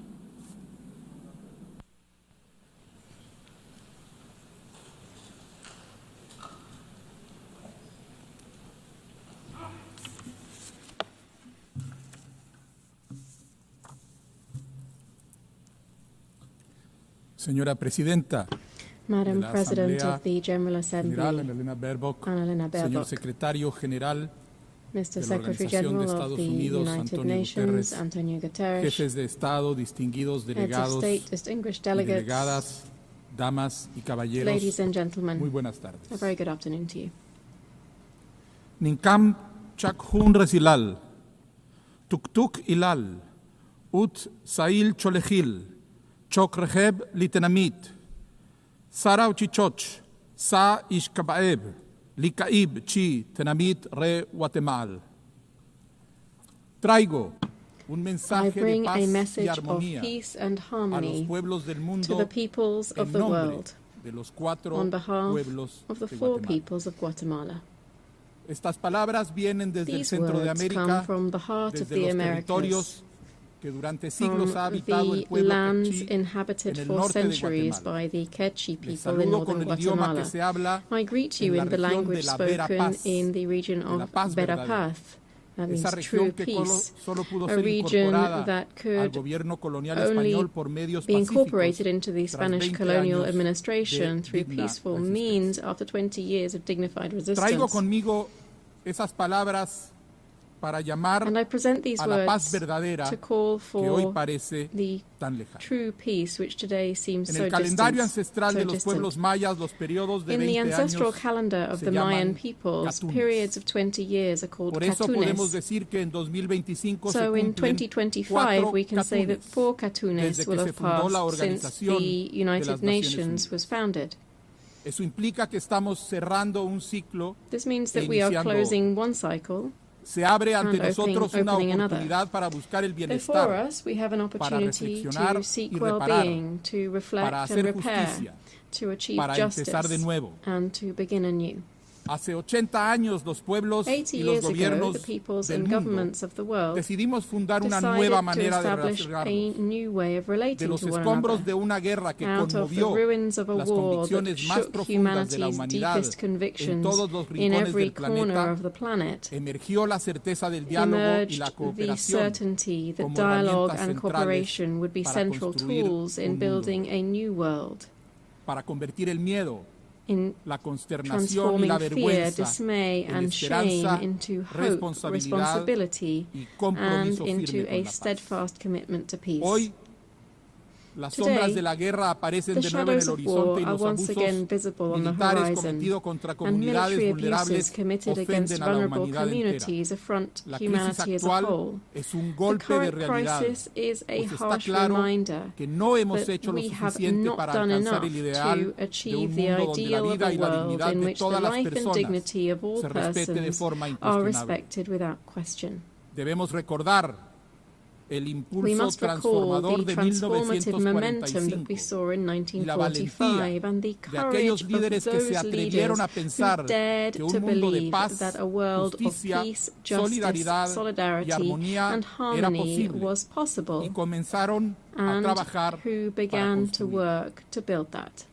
Quienes nos antecedieron imaginaron, construyeron y nos heredaron un foro permanente de diálogo y conocimiento mutuo basado en el convencimiento de que el destino de cada nación es también el destino de la humanidad, donde las voces de todos los países serían escuchadas independientemente del tamaño de su territorio, de su economía o de su ejército.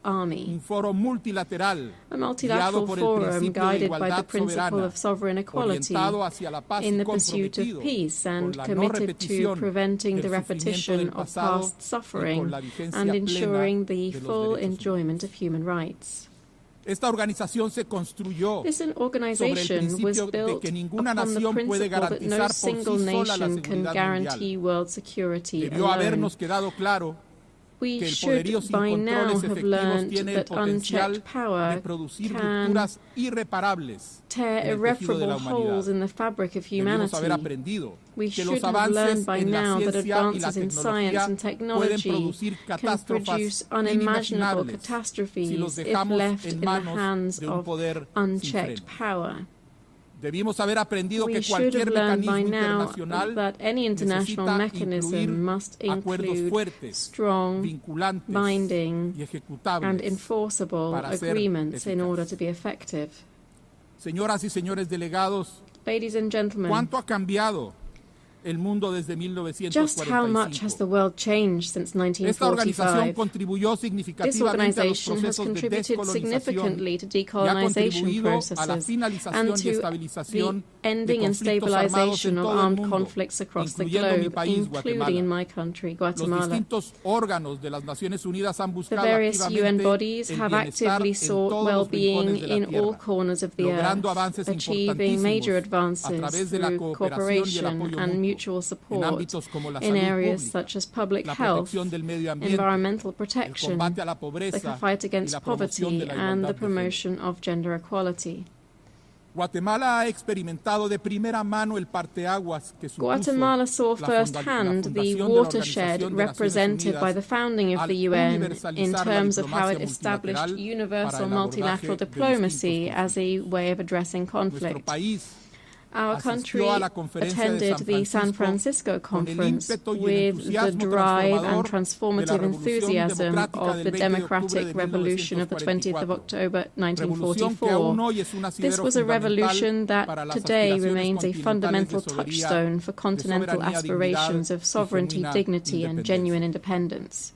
Sin embargo, However, from 1960 onwards, Guatemalans endured one of the longest and bloodiest internal wars in our continent. This war claimed the lives of hundreds of thousands of people, entailed countless human rights violations, and opened a deep wound in the collective soul of Guatemalan society. Ese largo capítulo de intolerancia y violencia política llegó a su fin en 1996. Desde entonces, Since then, our governments have adopted the peace accords to ensure the full effect of human rights and the non-recurrence of the horrors that we've left behind. The support of the United Nations Verification Mission in Guatemala was decisive in giving the country's diverse sectors the certainty that peace was possible. But this is a struggle that never lets up and that continues to pose important challenges for our society. Guatemala's democracy was supported by the United Nations and other multilateral bodies such as the Organization of American States. In recent decades, we have received support to strengthen our judicial institutions and to combat corruption and impunity. This has helped the people of Guatemala to strengthen their struggle to secure effective government, an independent justice system, clean and transparent elections, and a future of progress and well-being. After a long period of institutional dismantling, during which corruption was simply how the system conventionally worked, Guatemala is now returning to the path of democratic recovery. We're convinced that cleaning up our institutions is essential to consolidating democracy. This despite the difficulties posed by the constant harassment that we suffer from anti-democratic actors entrenched within our justice system. In a hostile context, we have acted to combat corruption and impunity and to promote transparency and accountability. My administration defends, promotes, and protects human rights and does so firmly. We remain committed to safeguarding the freedoms enshrined in the Universal Declaration of Human Rights. After more than 7 years, we have reopened our doors to the monitoring mechanisms of the United Nations Human Rights Protection System. We have received 7 official visits, including that of the UN High Commissioner for Human Rights, the visit of the Special Rapporteur on the independence of judges and lawyers, and of the Special Rapporteur on adequate housing. However, the results that we've achieved so far are not enough. The process of change that we're undergoing requires improving how we take collective decisions. In a country where exclusion and discrimination were everyday features of our public administration, my government is breaking down historical barriers and is working hand in hand with the ancestral authorities of indigenous peoples, with civil society and with various business sectors, so that together we can foster development throughout the country. We know that there can be no democracy without social justice, nor social justice without democracy. We are engaged in a decisive struggle against corrupt and authoritarian forces who seek at all costs to keep institutions in their control and to perpetuate impunity. In their determination to pervert justice, they criminalize and persecute indigenous leaders who defended democracy, such as Luis Pacheco, journalists who denounce corruption, such as José Rubén Zamora, judges, such as Virginia La Parra, and anyone else who opposes their designs of corruption and impunity, driving them into exile or imprisoning them arbitrarily. 2026 will be a crucial year for Guatemala. It will bring elections for new authorities in key oversight and justice bodies. It's essential that these selection processes be conducted transparently, impartially, and in accordance with the law. We have therefore formally requested the technical and political support of our strategic partners to ensure that these processes meet the highest standards of legitimacy. Preserving our democracy and the possibility of building a genuine rule of law in Guatemala depend on this.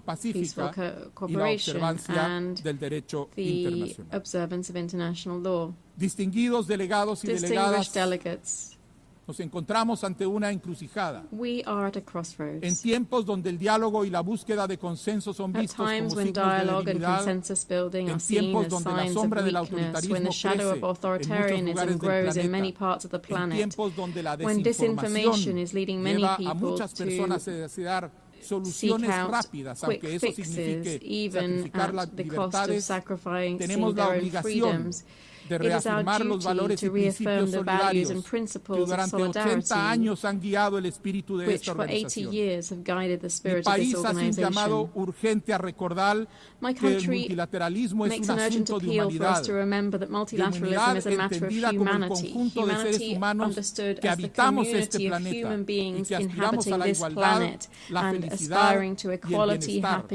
pero también de humanidad entendida como la cualidad que tenemos los seres humanos de sentir empatía, de sentir compasión, de sentirnos profundamente ofendidos por cualquier tipo de injusticia cometido contra uno de nuestros semejantes. Para Guatemala, es muy claro que la injusticia en cualquier parte del mundo es inaceptable. Nuestra principal tarea como Naciones Unidas es recuperar una certeza que podemos y debemos convivir en paz. La aspiración universal de un mundo sin guerra y el anhelo de una paz sostenible pasa necesariamente por asegurar procesos legítimos, abiertos y plurales para que la toma de decisiones sea más eficaz. Esta búsqueda de legitimidad no debe ser un freno ni una excusa para retrasar las acciones necesarias. Las Naciones Unidas no hemos cumplido con nuestro mandato de actuar cuando un aparato militar arrasa con individuos, familias, comunidades y poblaciones en nombre de la seguridad y la soberanía, como sucede ahorita mismo en Ucrania, en Sudán y en Gaza. Debemos detener inmediatamente los ataques y garantizar el ingreso de ayuda humanitaria a todos los territorios assistance to all war-torn territories.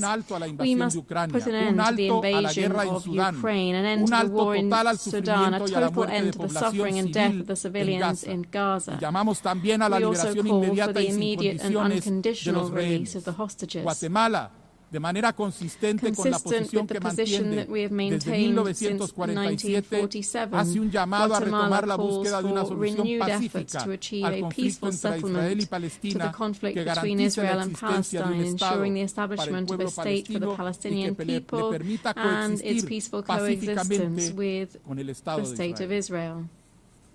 Nunca debimos haber llegado a este punto.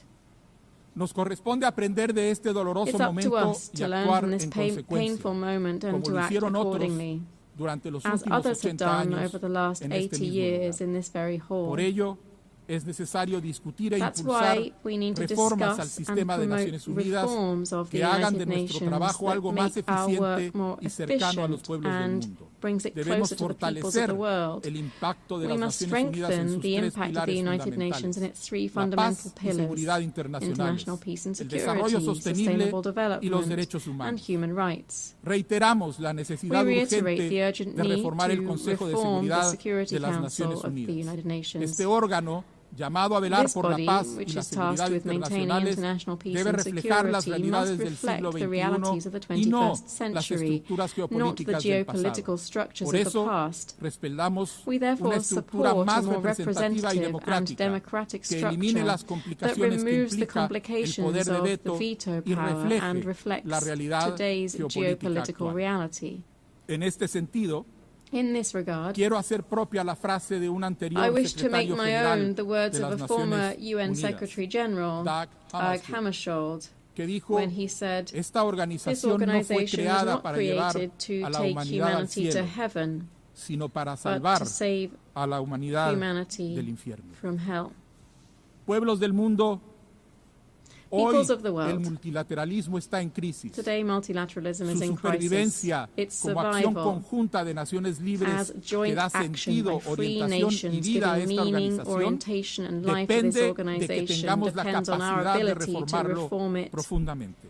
and at the No root. podemos perder más tiempo. We cannot afford to waste Debemos any more luchar time. porque las Naciones We Unidas sean must una strive to comunidad de ensure seres that humanos the United unidos Nations becomes que a cuidan la community vida of united en human todas sus beings formas caring for y en life todo in lugar. all of its forms Solo esto and everywhere. nos Only this will garantizará guarantee la paz true verdadera, peace. la Vera vera paz. paz.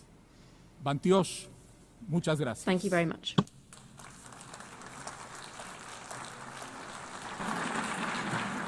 Au nom de l'Assemblée générale, je remercie On behalf of the le General Assembly, président du Guatemala. I wish to thank the President of Guatemala.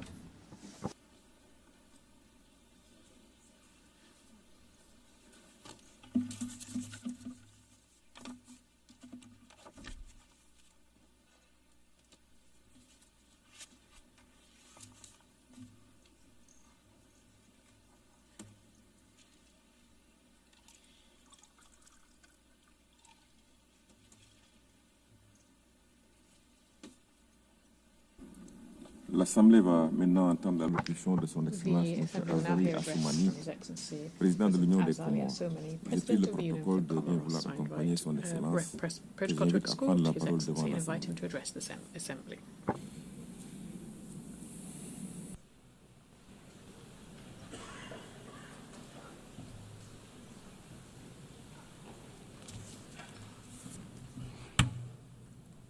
Bismillahirrahmanirrahim. Excellence, Madame la Présidente President de of the l'Assemblée General Générale. Assembly, Excellences, Excellencies, Monsieur le Secrétaire Général Secretary General de l'Organisation of des the Nations United Unies, Nations, Majesté, Altesse, Your Majesties, Royal Excellences, Monsieur le Highnesses, Chef d'État et de gouvernement, Heads of State and Government, Chef de délégation, Heads of Delegation, Honorable Assistance, Assalamu distinguished alaikum guests, wa rahmatullahi wa barakatuh. Permettez-moi tout d'abord allow me first of d'adresser all, aux autorités américaines, au nom de la on délégation behalf of comorienne, the Comorian delegation, nos sincères to remerciements address pour our l'accueil warmest chaleureux, thanks to the American les authorities excellentes dispositions for prises the hearty welcome and the à excellent l'occasion de organisation cette 80e of session de the notre Assemblée. 80th session of our Et je voudrais Assembly. ensuite I would also féliciter Son wish to Excellence congratulate Madame Alena Barco Her Excellency pour Madame son Annalena élection à la Baerbock présidence de cette on her Assemblée election to preside et over lui this session of our souhaiter bonne Assembly, réussite and dans sa noble wish mission. her Et every par la même success in occasion, this noble mission, rendre and also at the un same hommage time à Son Excellence pay M. tribute Philemon to Yang His Excellency Mr. pour la Philemon Yang, sagesse et la rigueur avec lesquelles and note the il a wisdom and conduit rigor with les which travaux he led précédents. the work of the previous Je session salue of the enfin General Assembly. Finally, le leadership I wish to éclairé commend the de Son enlightened Excellence leadership M. of His Antonio Excellency Guterres, Mr. Antonio Secrétaire Guterres, général des United Nations Nations Unies, Secretary General, dont l'engagement sans faille whose en tireless faveur de la commitment paix to et du peace développement and development incarne fidèlement les accurately idéaux de notre embodies charte, the ideologies alors que enshrined in our l'ordre charter international at a time when the international traverse order malheureusement is de profondes unfortunately turbulences. facing severe Madame la turbulence. Le thème de cette 80e session, The theme of this Mieux 80th ensemble, session, Better plus Together, de 80 ans au service de la 80 paix, years and more for du peace, développement development et des and droits human humains, rights, prend toute sa is pertinence as urgent et son and relevant urgence as dans le ever contexte in the mondial current actuel. global context. Il y a 10 ans, ici 10 même, years ago, in this very nous avons room, fixé l'ambition we d'un set monde the meilleur ambition à to l'horizon build a better 2030. world by Les 2030. objectifs de The développement Sustainable durable Development Goals devaient were éradiquer supposed la to pauvreté, eradicate poverty, protéger la protect the planète planet, et offrir and à provide tous everyone la prospérité et with la peace paix. and Or, prosperity.